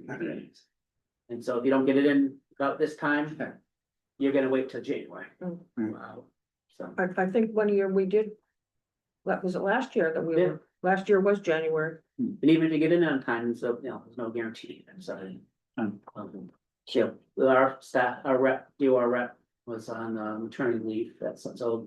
They're already short staffed and now our person's out, so they They have, not have a person that fills in. yeah, they have a supervisor, but now they're covering, double. Other things, territories. yeah. So, things happen, but the good news is, we know what we're doing, so I can estimate it reasonably enough, and as long as we get it before a town meeting. That's all that really matters, hopefully I'm never that far off. So I have a question on the free cash. Essentially, we have the amount of free cash that we have because we basically put our budgets together on a conservative basis. Yeah, plus some big one-time things, so we'll get to those really shortly here. The summary on that is, to your point, Mary, we're on the budgetary savings side. So it's some pretty big savings. It's salary accounts, returned quite a bit this year. But a big part of that was 300,000 was the police department budget, and we did not hire 4 officers on day one. We hired 1 in the fall and 1 later in the winter, and then 1 just before the end of the year, and I think we just got the 4th one, so a lot of that $300,000 went unused. But we pay them when they're in the academy, don't Yeah, we? but they weren't on board even. Right. But so people would say, oh, you never spend that much money on salaries, so why do you bother budgeting? Well, we have to. You can't, the town accountant, when they evaluate warrants for vendors or for salary warrants. They examining it for things that are unlawful, fraudulent, or excessive. And what excessive means is something that's not budgeted. So if you are relying on the savings to be there to pay your salaries, that wouldn't be allowed under state law, but also it's just not, you should do business that way. You want to know that every position you got in your position control is funded. Then you rely on the savings, and I know all you guys know, but I'll just say it again for if anybody watches this meetings. We rely on those savings and salaries and other budget areas and on revenues to generate the free cash that we're getting. Because we have not, since I've been here for 5.5, 6 fiscal years, have not had to borrow for capital items. Because we've been doing these recurring maintenance programs and replacement programs funded by free cash. And that saves a lot of time and effort and money. Doing a bond issue costs over $100,000 a year, so just off the bat, you don't want to be spending $100,000 to buy, $2 million worth of equipment. Right. Health insurance, the biggest saving represents about 54.7%, but that's because I jacked it up last year a bit. And planning to do so again because of the challenges we're seeing in health insurance environment. So I would expect that to erode quite a bit. It probably, all things being equal, I would say I wouldn't like it to be that high. That's quite a bit of surplus. But I do know that surplus over the next couple of years is gonna get utilized, and that also doesn't represent.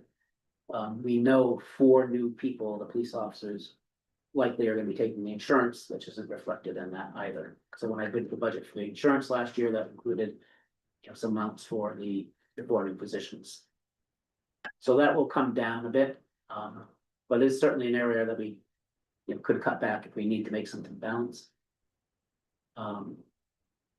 So if you get rid of the reserve fund and you get rid of that health insurance line, everything else came in at about 4.8%. In my mind, we should be around 3.5. I think that's sufficient for us. S&P wants us to generate over 5% savings in order to get a very strong budgetary rating, which to me seems excessive. And maybe we would do that if we thought we were going to get the AAA, but there's really no need for us to get a AAA now because all the borrowing that we have on tap at the moment is largely through the SRF, which is at a subsidized rate. So it's not like we're going out to the open market and it's costing us 1/4 of a point of interest rate. If that were the case, we had $200 million of borrowing coming up, then we definitely would want to get that AAA.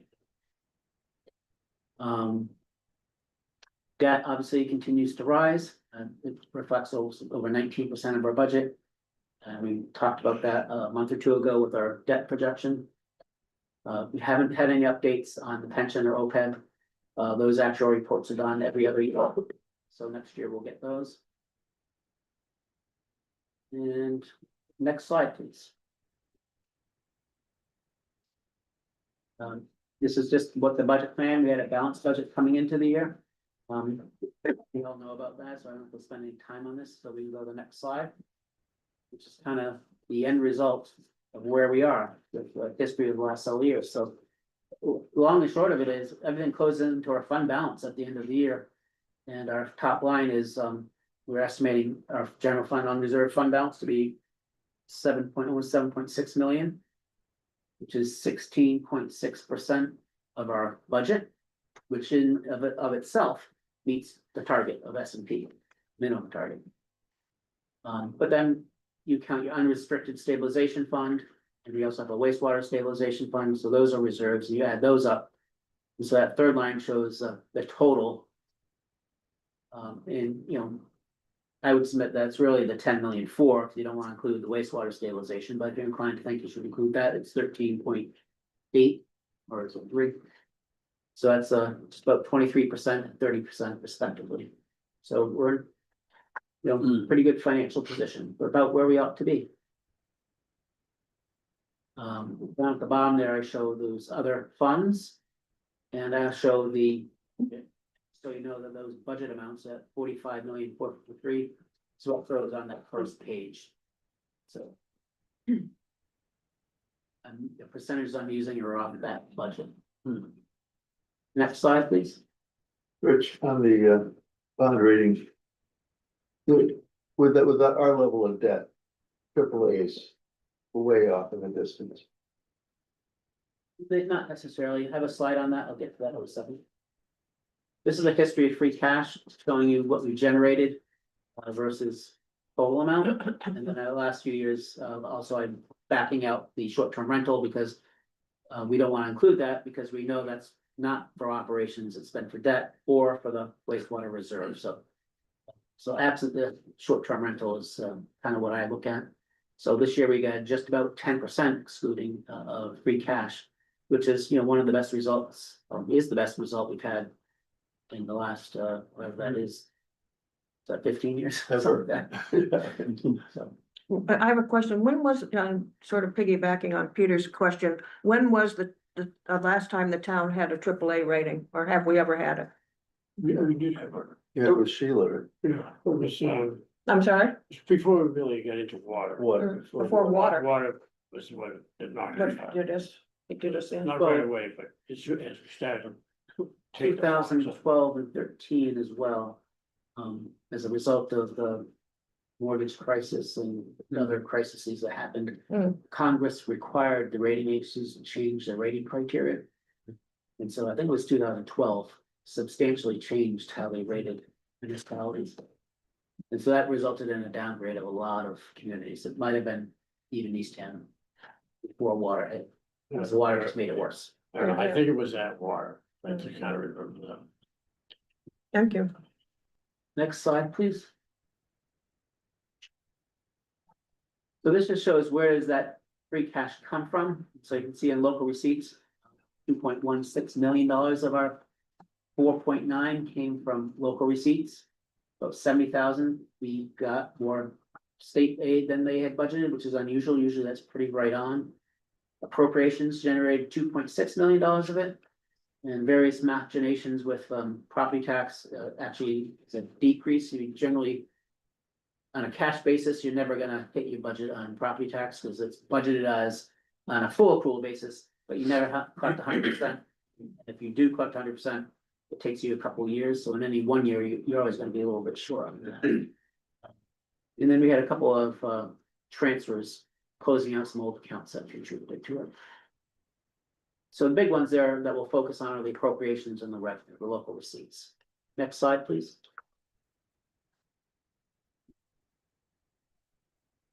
So this is on the property taxes mostly, and then there's a little line there for state aid. But you can see that you don't collect everything that gets levied in the first year. If you slide over to the right, you see the collection rate on FY25 levy is 97.62%. But then the second year collection rate, because the next line down is prior year levy collections. You know, usually by the second year, we're collecting the vast majority, and that's 99.35 for FY24 after the second year. So, you know, by the time we get the third year out, that'll be, you know, a little bit higher. Then down in the chart on the the number side of it to the left again, you'll see kind of the bottom of that array of numbers, prior year tax liens collected, so that's what we collected on. So any of those things that aren't collected by the end of the year get liened, and then it gets treated as a tax lien, and that's why we show tax liens, and you're not allowed to budget tax liens, state doesn't allow that. Are the tax lien numbers, I mean, would you add them all up to get the outstanding liens, or is the 268 total amount of liens? That's the amount of liens as of June 30th, 2025, being 31, representing 260. So that's a pretty good report. I don't know if I have it in the back or not. I was just looking at something today, actually. And I did this in Yarmouth. There's some towns, I won't mention their names, probably you don't want to embarrass anybody, but the Cape Cod Times actually did a story about 6 or 7 years ago on outstanding tax liens by town. And that was very telling, me knowing a lot of the players and the different communities. It was like no surprise, bad practices, you know, lots of turnover. Not following through on all the collection things that you heard Pam talk about. That's why I like to have them come in and meet and talk to you once a year. So that we understand it. It's all very important, and that leads to results like this. Could we be better? You know, perhaps, but if you were to compare us, our outstanding taxes and outstanding liens to most communities, we're gonna be very favorably compared. Rich, on page 7, unused free cash, 1.4 million. Where does that sit when it's unused? Is it, Just in our unreserved, general fund unreserved fund balance, okay, we typical budget process, so you'll see this upcoming year when we talk about the budget being balanced and how we're gonna utilize free cash. I typically will hold at least 3% of our budget value in free cash as a reserve. And that's to maintain our general fund balance at a sufficient level. okay. Next slide, please. This is the local receipt schedule. And so that's you see the total on line 17, 2,165,000 is excess. Which would be basically saying that we've almost 38%, our actuals are actually 38% higher than the budget. Or another way of looking at that would be that our budget is 62% of our actuals, right? And our target's 80. But again, that includes short-term rentals, which is not part of our budget, and that's line 2. And you can see that how much we budgeted for debt service versus the amount we collected. And there's the 407 baked into those totals, of which we're going to transfer likely to the wastewater stabilization fund. And so down the line 18 again, that's why I have local receipts excluding the short-term rentals. That's a little bit more favorable. More meaningful comparison. 4,000,005, we actually did 6.3 for 1,758,000, which is still very good result. 33.5. 38. But Investment income was a one very substantial one-time item, Yeah. line 14, because we had some arbitrage going on, some borrowing that we did for the wastewater, and we sat on that money and made sure it was properly invested in high yield accounts. And we're never gonna see, $855,000. You know, we think, oh, well, wastewater is coming on for 170 million. Yeah, but that's through the SRF, and they don't give you the money up front. It's a reimbursement, so we're not gonna get any. So that will be dropping off, so you kind of have to back that out. I don't know if I backed out the whole thing or left 55,000, I'm not sure, but bottom line in that is. It's really 4.5 compared to 5.4 actual, for about $900,000 of savings, which is about where we usually land. There's your 80%. And exactly came in at, 20% savings budgeted for that meeting. Mhm. So I have a question, one question on item number 3, the rental certificates. Was my understanding that we had raised the amount that had to be paid to have a rental certificate from a very small amount. I think it was up to $375, yet we took in less than we had anticipated. Yeah. So Yeah, were people less renting out their places less than we had anticipated? been an over anticipation, sure, so starting budget meetings next week with each department, so That's part of what we'll be talking about with the health department is what's a more appropriate number and trying to track down the why on that a little bit. Yeah, I'm just wondering whether people were renting but not getting Not certificate. reporting it. Yeah, I think, because we raised it quite a bit. I can't remember what it was originally, but 375 went quite high. I think, anything I probably would say was an overestimate more than. Mm. I think we've had a pretty strong rental market and that rental registry list hasn't changed too much. And Rich, under item number 10 for fees, I know it's not the fees that people pay for the beach and all that type of stuff. What, That's mostly the cell tower problems that we're having. Oh, yeah. oh, the cell, You get lease payments, oh, leasing cell towers. oh, Communications companies, and that's drying up, not as lucrative as it had been. So actually I have to revisit that, with Shayna, we had issued an RFP and had no response. So we gotta try again.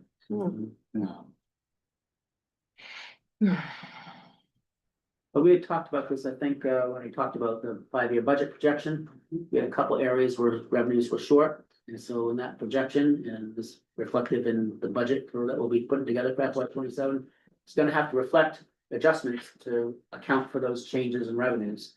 Which means that we'll probably, potentially would be increases in, the offset goes to tax levy. mhm. Well, But the overall goal Yeah. being, cannabis. Yeah. we always wanna be around that 80%. I was gonna But mention the that cannabis thing, it too. really and- went, I know we've talked about the fact that all sorts of towns are putting in all sorts of cannabis operations, and so you can see it here, Better go shit. down to And the post 84. fees are non-existent. now. Yeah, yeah. So, There. Right, next slide, please. Did a little bit differently this year on appropriations, really broke it down. This is the overall. Municipal town salaries, town expense versus the school versus debt. Just to see where these savings are generated. Normally, I don't know, normally, but. If memory serves me right, usually we're getting about $1 million or so savings total on appropriations. And now we're over 2 million. And so when we get to the detail of these, we'll see why, but most of it's coming from town expense. Salaries you can't bank on, but we had that extra 300,000 and we had a. Actually now going back to, I think it was your question, Paul, was we did have a lot of turnovers last year. And then, When yeah, you think about the other departments between, fire had a couple, natural resources and public works had a bunch, not thinking back on that. right, Yeah. right, because I was saying that, having more free cash is good, I just want to make sure we have enough people. Right. Mhm. And then the one key point here on debt. That's not real, it's real savings. But it's not benefiting us in our unreserved fund balance or in free cash. Because, most of our debt is exempt debt, meaning that we added onto our levy to pay for that debt that we expected to pay.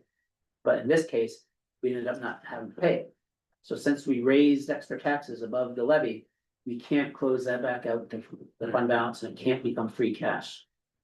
It has to be set aside and be used to fund the next year's exempt debt. So you don't raise, all things being equal, if you'd raise say $8 million of exempt debt, less the 343,000. So it's only 7% that you're raising next year. So you raised it once, you don't get to raise it again.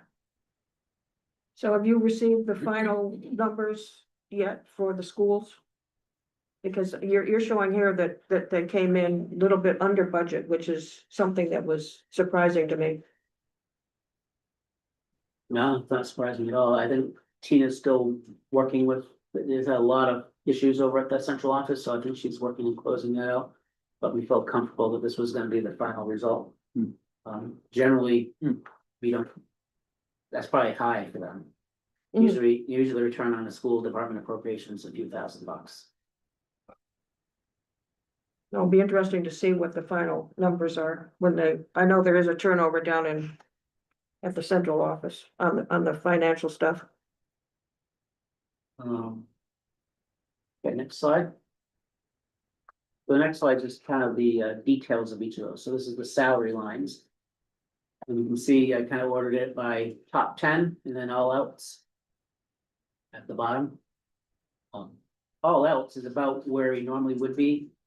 About 3.65%. There's always gonna be some turnover, some unfilled position for some amount of time that generates some savings. And it usually is around that 3 to 4%. So, except for these top 10, which I kind of give you the reason over this, to the right. You had an unusual year. Some things we didn't do. In IT, we had an applications manager position that left and we didn't replace it. And we did take that funding and did replace it, but now it's no longer an IT applications manager, it's now the communications director. But at any rate, the savings on police is largely due to the 300,000 savings on the fire. Was a little unusual in that we had quite a few openings that had savings, and I think a couple of those openings that may have been paramedics that got replaced with EMTs. So that was a savings on top of that, but all that being said, the overtime actually was in deficit. And the reason was, we spend more overtime to fill those open positions that aren't earning salaries. So we had an overall savings on salaries, but we had to spend more on overtime. There's a couple of spots, I think the beach and transportation probably, and also natural resources. Where they had seasonal staffing issues, we couldn't find seasonal staff to fill a lot of those positions and just simply did not use those budgets. Yeah. There was 3 or 4 of them that I know, yeah, and that's what Paul was mentioning, they're just not available. yeah, Right. yeah. Can't find them. Yeah.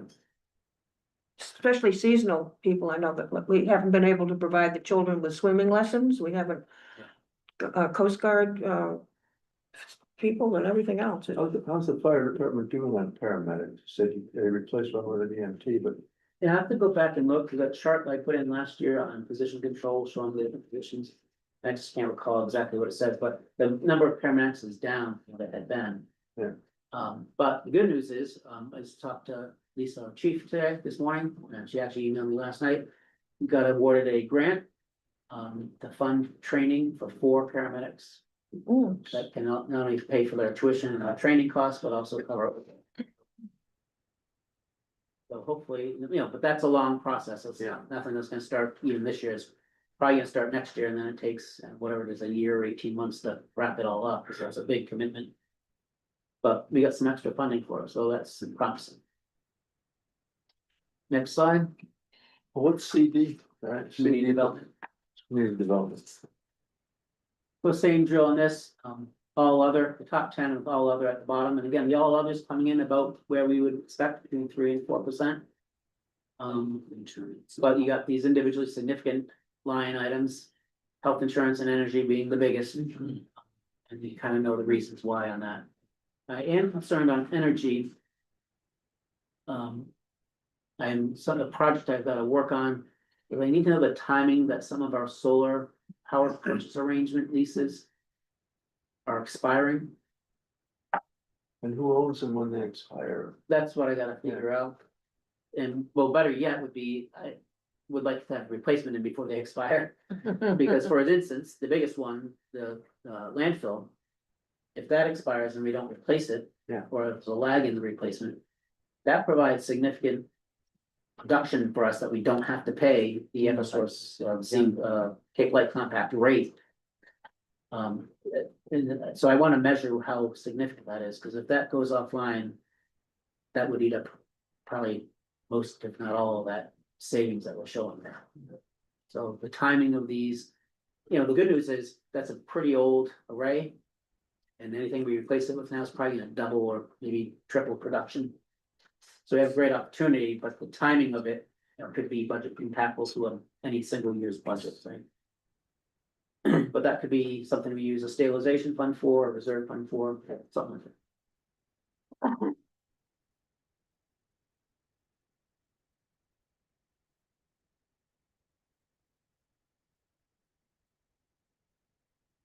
Veterans benefits, I want to speak to that. Historically, when I first got here, we were basically spending that budget, but the last 2 or 3 years now.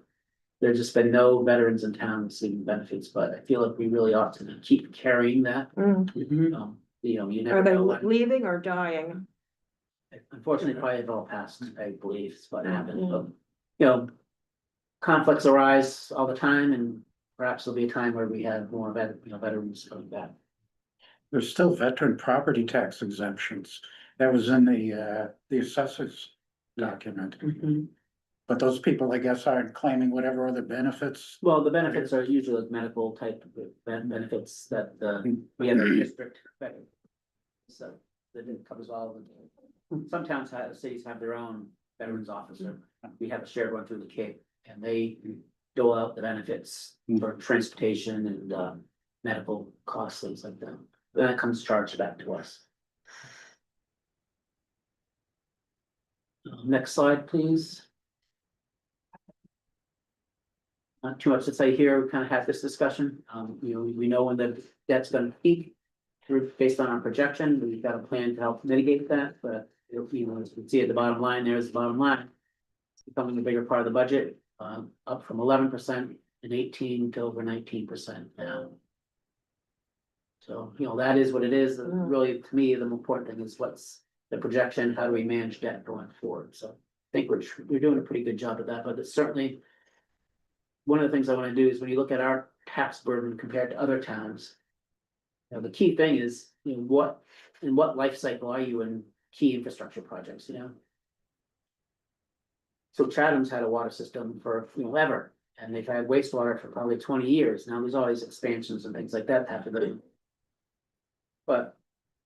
You know, so is that, you know, we're a town that just has water and is just getting into wastewater. It's hard to compare that to Chatham when they've had it and They've had it, paid yeah. off. So, you know, it'd be interesting, you know, going back to that summary slide that I said, you know, municipal. Salaries, municipal expense, schools, debt. How we, you know, I'd like to see if I can get that data for the other towns, at least a few of the towns that are neighbors. And compare it similarly, right? Because is their tax burden because they have a high debt? Or is it because they just have high operating expenses? Right? You know, if we have, you know. We might be really good operating salaries and operating expense wise, but our debt is so high, it's pushing it up, but that debt is gonna go away, so. Next slide, please. Can I just say the thing that I noticed on this sheet is that back in 2019, our debt percentage was 10.94, and now it's almost double. Do you see this going down in the next few years, the debt service?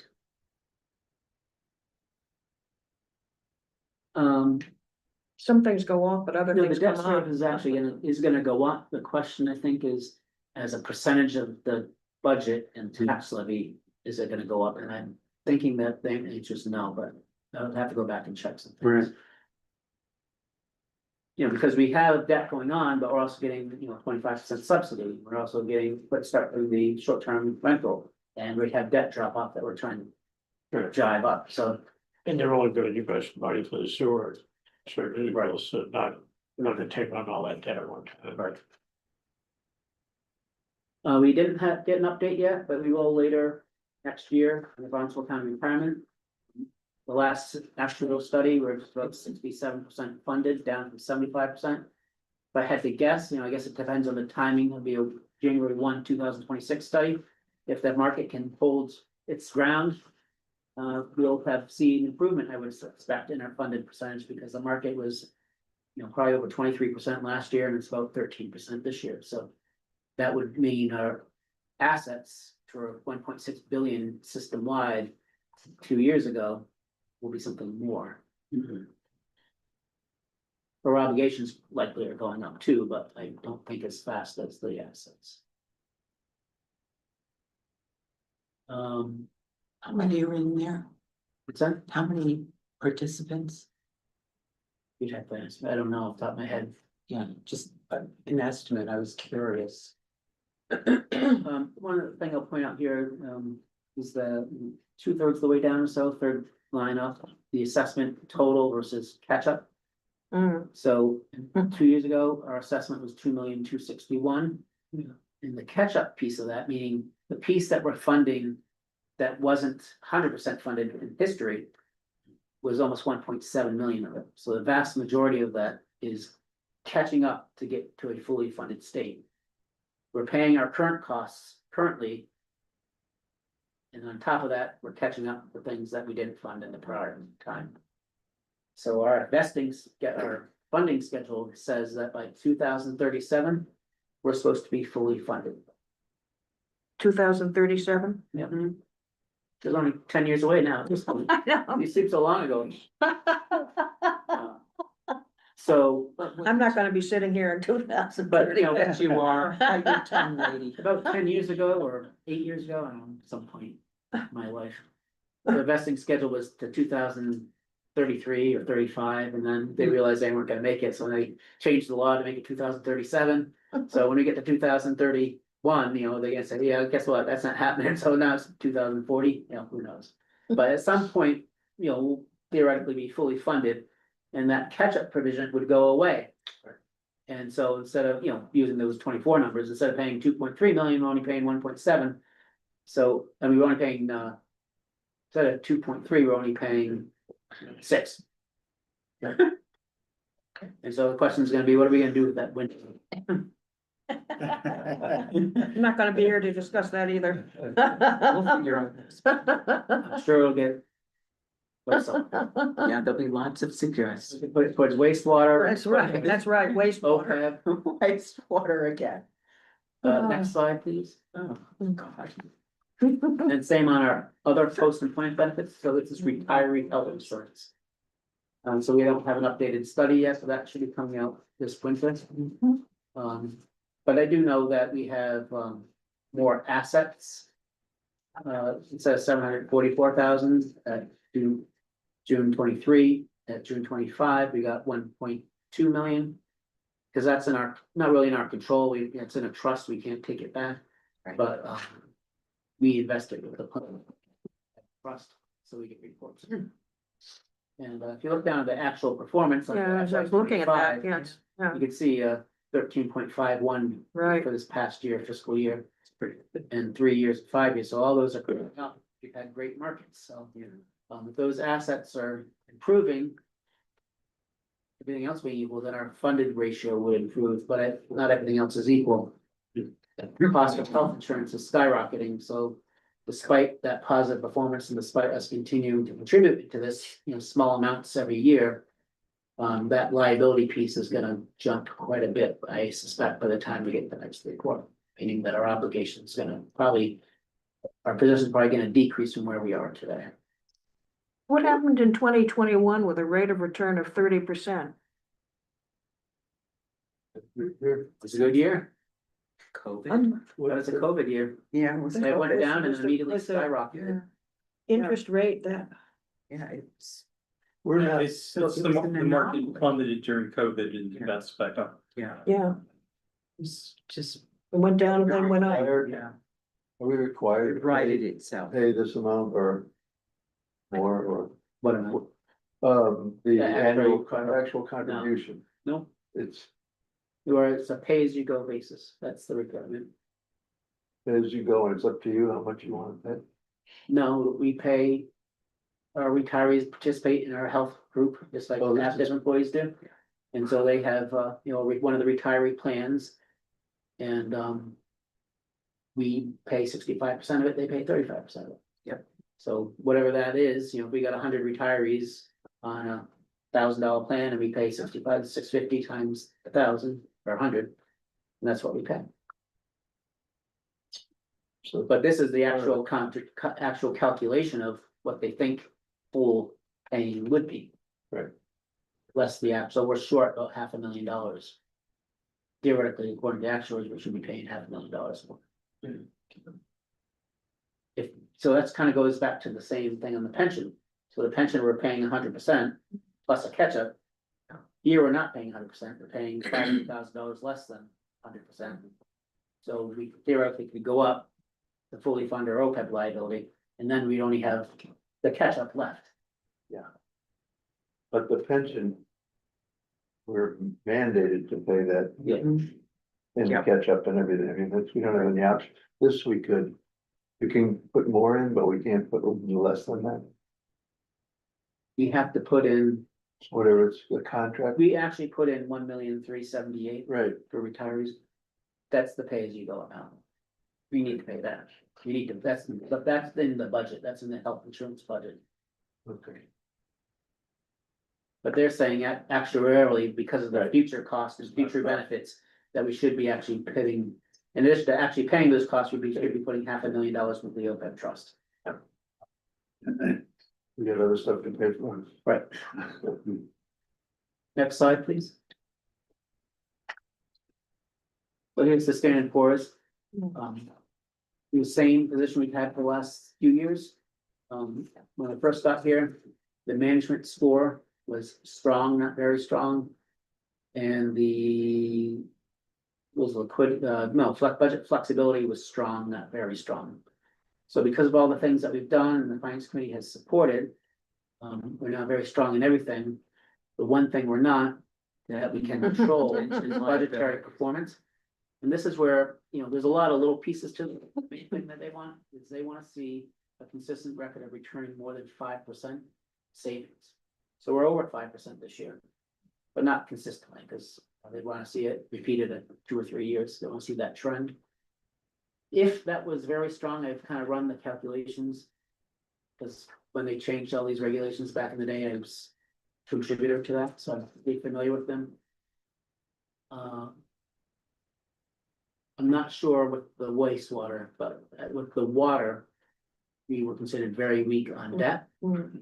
If we, up to with just being the water project, if we'd gotten budgetary performance to very strong and the debt still very weak, we would get a triple A. I don't know if we want to purposely budget so conservatively that we're generating over that 5% just to get a triple A. It doesn't mean anything to us. Well, doesn't mean anything to us now with the wastewater, but if we want to do other borrowing, it could mean Potentially. something. Yeah. Well, it means, and rates are coming down, back in the day. 90s, early 2000s, municipal bonds were 7, 8, 9%. Now you get, so a differential between a AAA and a AA plus at a 9% bond is probably half a point. Right. Now we're doing 4%. So how much is that difference of the 4% rate? The differential between the AAA and the AA plus is, not even a quarter, whatever, half of a quarter is. You know that you're an eighth of a percent. Basis points. Okay, so I have a question under the first item, institutional framework, when it says uncontrollable. Yeah. Why do we say uncontrollable? There's nothing we can do to influence that. That's basically the regulatory and governance environment where you are. So in our case, basically Massachusetts. So that would be So we got, true for all the other towns. Right. yeah, and the same for the economy. So honestly, I don't understand why Massachusetts is strong. I feel like we have a lot of things in place that are very positive that would contribute to very strong.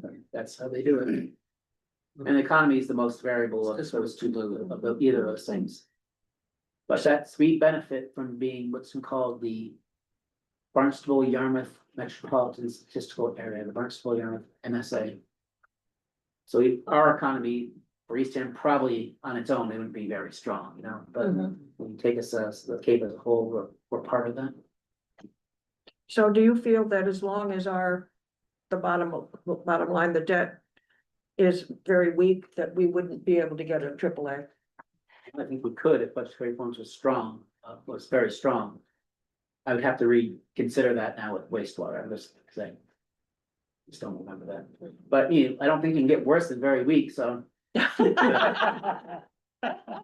That's cute. I'm very weak, very weak plus. Yeah, but there are points associated with it to determine what. Minus. So you could be, so very weak, I forget the exact numbers now, might be, if you score between 20 and 30. In this rating, you're very weak. But you are 20 or you're 30, or you're 29, so that little bit could. Doesn't matter. We should be proud of it. So the main ones I, take pride in is the management score, because that's the most controllable thing. Yeah.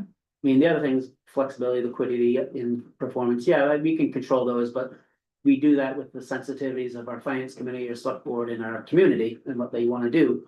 But there's no excuse for them not being very strong at management. If we're not very strong, then I must be doing something wrong, you know? So And for- that's the highest, that's the most influential factor that you can control. So the budgetary performance, which is the item just above the debt, where we're only strong, what would we need to do to improve that, to be very strong? 2 or 3 years of more than 5% return on appropriations.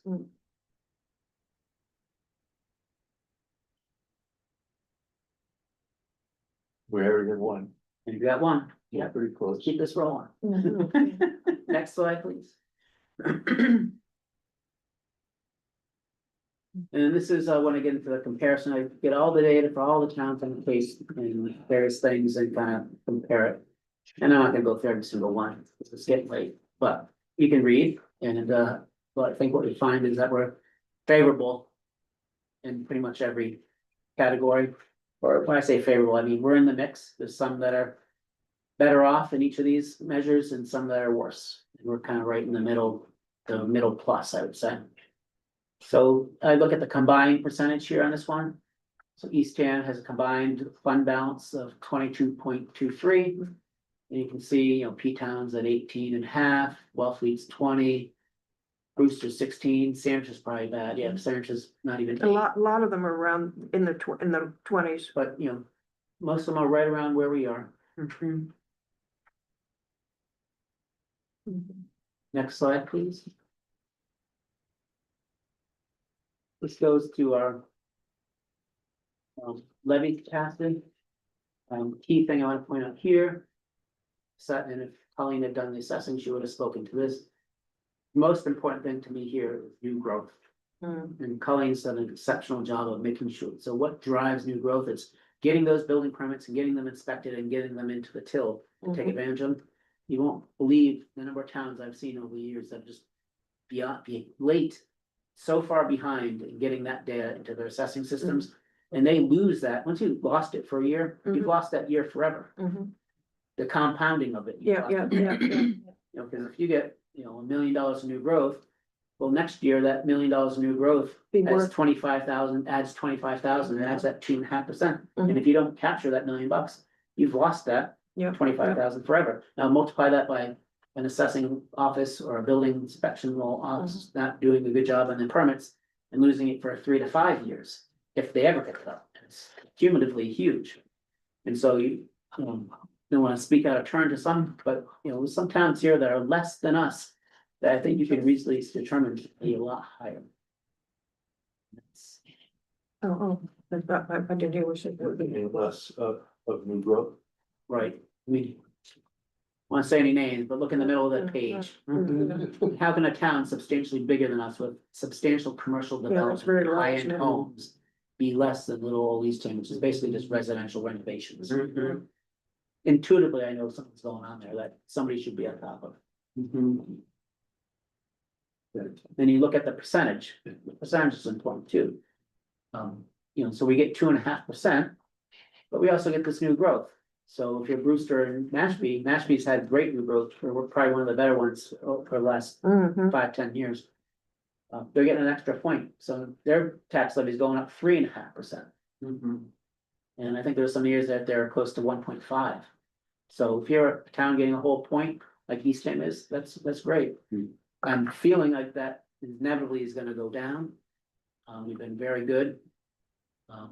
But construction slowdowns, renovation slowdown, then that new growth will go down. And that goes to overrides.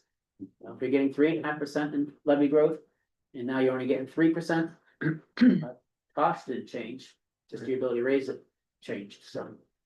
That's what comes up with overrides. Next slide, please. So Rich, what does that last column mean, override capacity? Sorry, go back, there you go, thank you.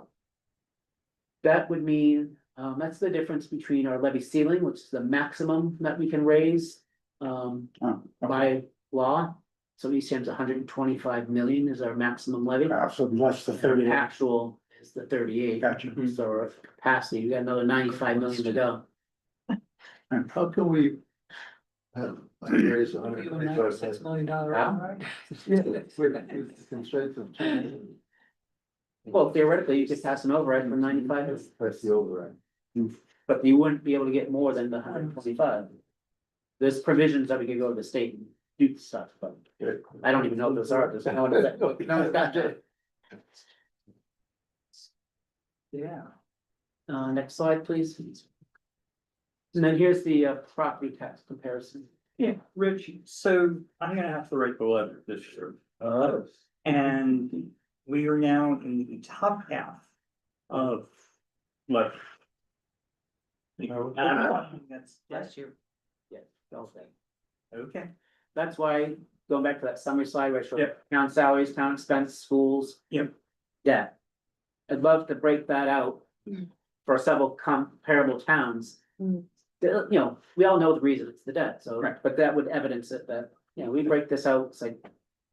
These other towns don't have this debt, because they did this 40 years ago. But when you look at our operating budgets for salaries, and expenses, we're, you know, we're on par, but. I bet that makes them feel better, but. well, but at least we'll have to explain it, Explain it. because of every, up until now, we're in the bottom third or whatever. Right, so now we're in the bottom half. We can blame the people that didn't pass what they should have passed a long time ago. I forget what the number was, what was the number I came up with? Scolding people. Cost of water, 75. so yeah. But, you know, what does change is, the second to the last column here, tax as a percent of income. And so theoretically, you know, if you're Chatham, let's see where they are, they're probably the lowest. Chatham's got a low tax burden, but they also have a high income per capita. Mhm. Mhm. And so therefore theoretically. They're paying only 6.61% of their income in taxes. Right, right. Right. Who's a town like Brewster right up above them. Has a higher tax burden and lower income, it's almost 13, you know, it's 12.5%, right? I would say well, it says the state average is 13.4, it seems a little low to me, but. That's what it says, I guess. Usually I was gonna say it's around 14 to 15, but. Every year is a little bit different as the income changes and as the tax bills change. Yeah, that 52 is as of 2022, so, Yeah, and they don't give you the latest data. yeah, I know, It that's did, not the latest. Did use, I also got, because I'm doing another thing, preparing for collective bargaining. So I got the American Community Study, I think it is, the ACS through the census. And they gave you a number for median household income by Mhm. town. And so I'm actually starting to utilize that number, which is gonna be a higher number than per capita. Per capita is a little misleading, because it's all the income generated in a town by all the people. Not all the people work. Mhm. Some people might earn a lot, but the median households. 50% or more, 50% or less, that's a pretty more definitive number. I think at the recent Climate Action Committee meeting that I went to, they came up with a number for Eastham. Equating to this 52 of 72. That's probably using household income. Might be solar too. Right. It's interesting that the Cape comes in, it says 351 towns, Mhm. and if you look at the ranking, each one of the Cape towns is significantly on the low end of that, so. Yeah. We wreck the curve, so. I In a think good that's way. it. That's the last slide. Yeah. It's No, just one more. Oh, debt service, yes. So this one, the debt service, we're gonna see, you know, just look at the outer Cape towns, the bottom. Except for Brewster, they don't have a lot of wastewater. But Chatham's doing more wastewater, Orleans has a lot of wastewater, Eastham, of course, Wellfleet will be having wastewater. So you're gonna see those numbers climb. CQV. Equalized valuation. It's a measure of wealth in a community. So this slide is comparing measure of wealth versus measure of debt. Each resident products well. So we do have at the moment, you know, not only do we have a lot of debt, we're not as big as some towns. So our per capita debt is probably the highest on that chart.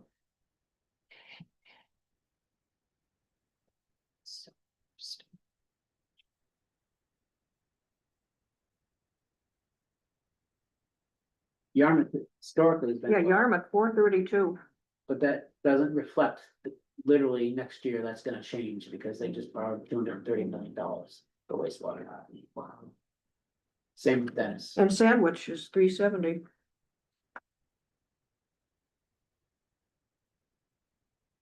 So. I'd like to have these books, I like to go through the projections, I like to do the review, and now hopefully that sets you guys up for, you know, what are we gonna do for this next year? Now you can hopefully have all the contacts for that. You know, if you have any questions, you want to talk about any of these particular, we have to read, we will go through them.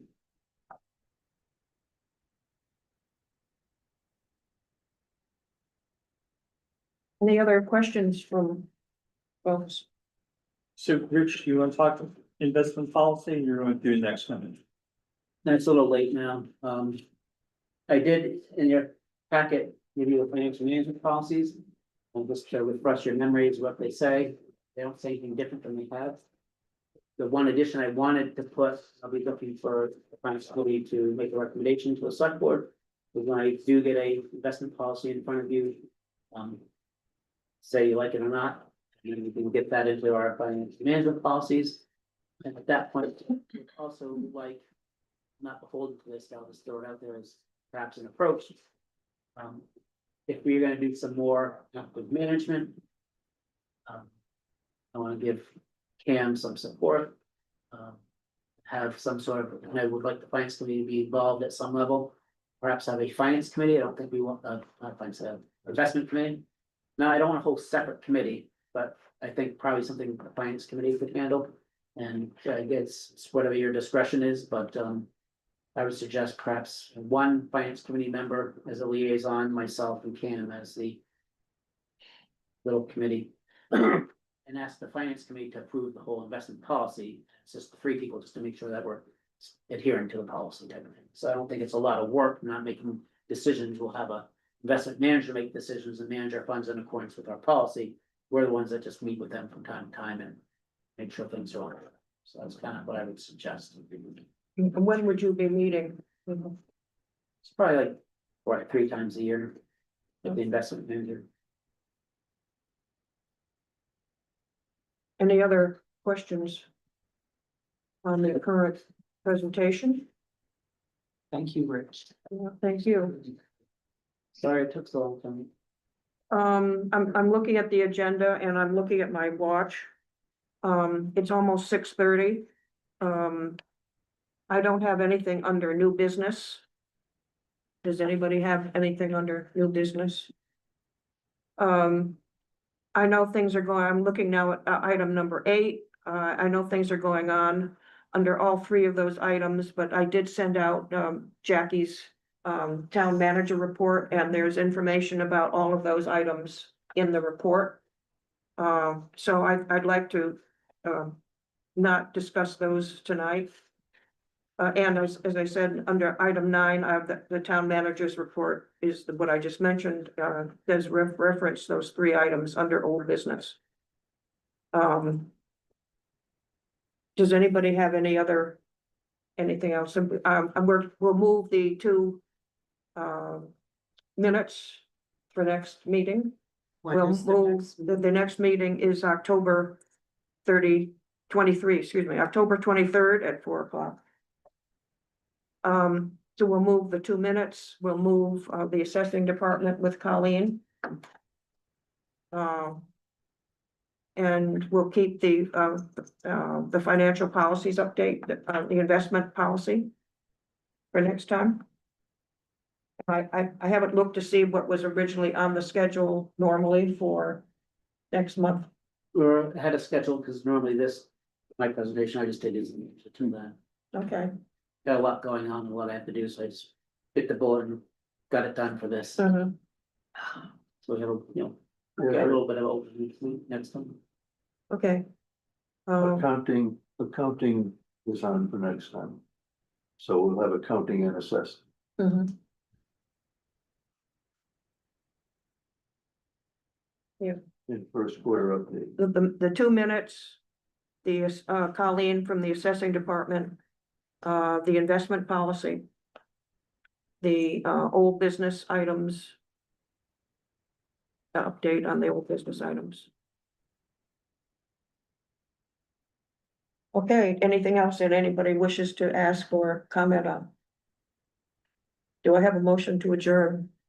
I'll make that motion. Roy? Do I have a second? Patty? That was Patty, right? That was it. All in favor? Aye. And I have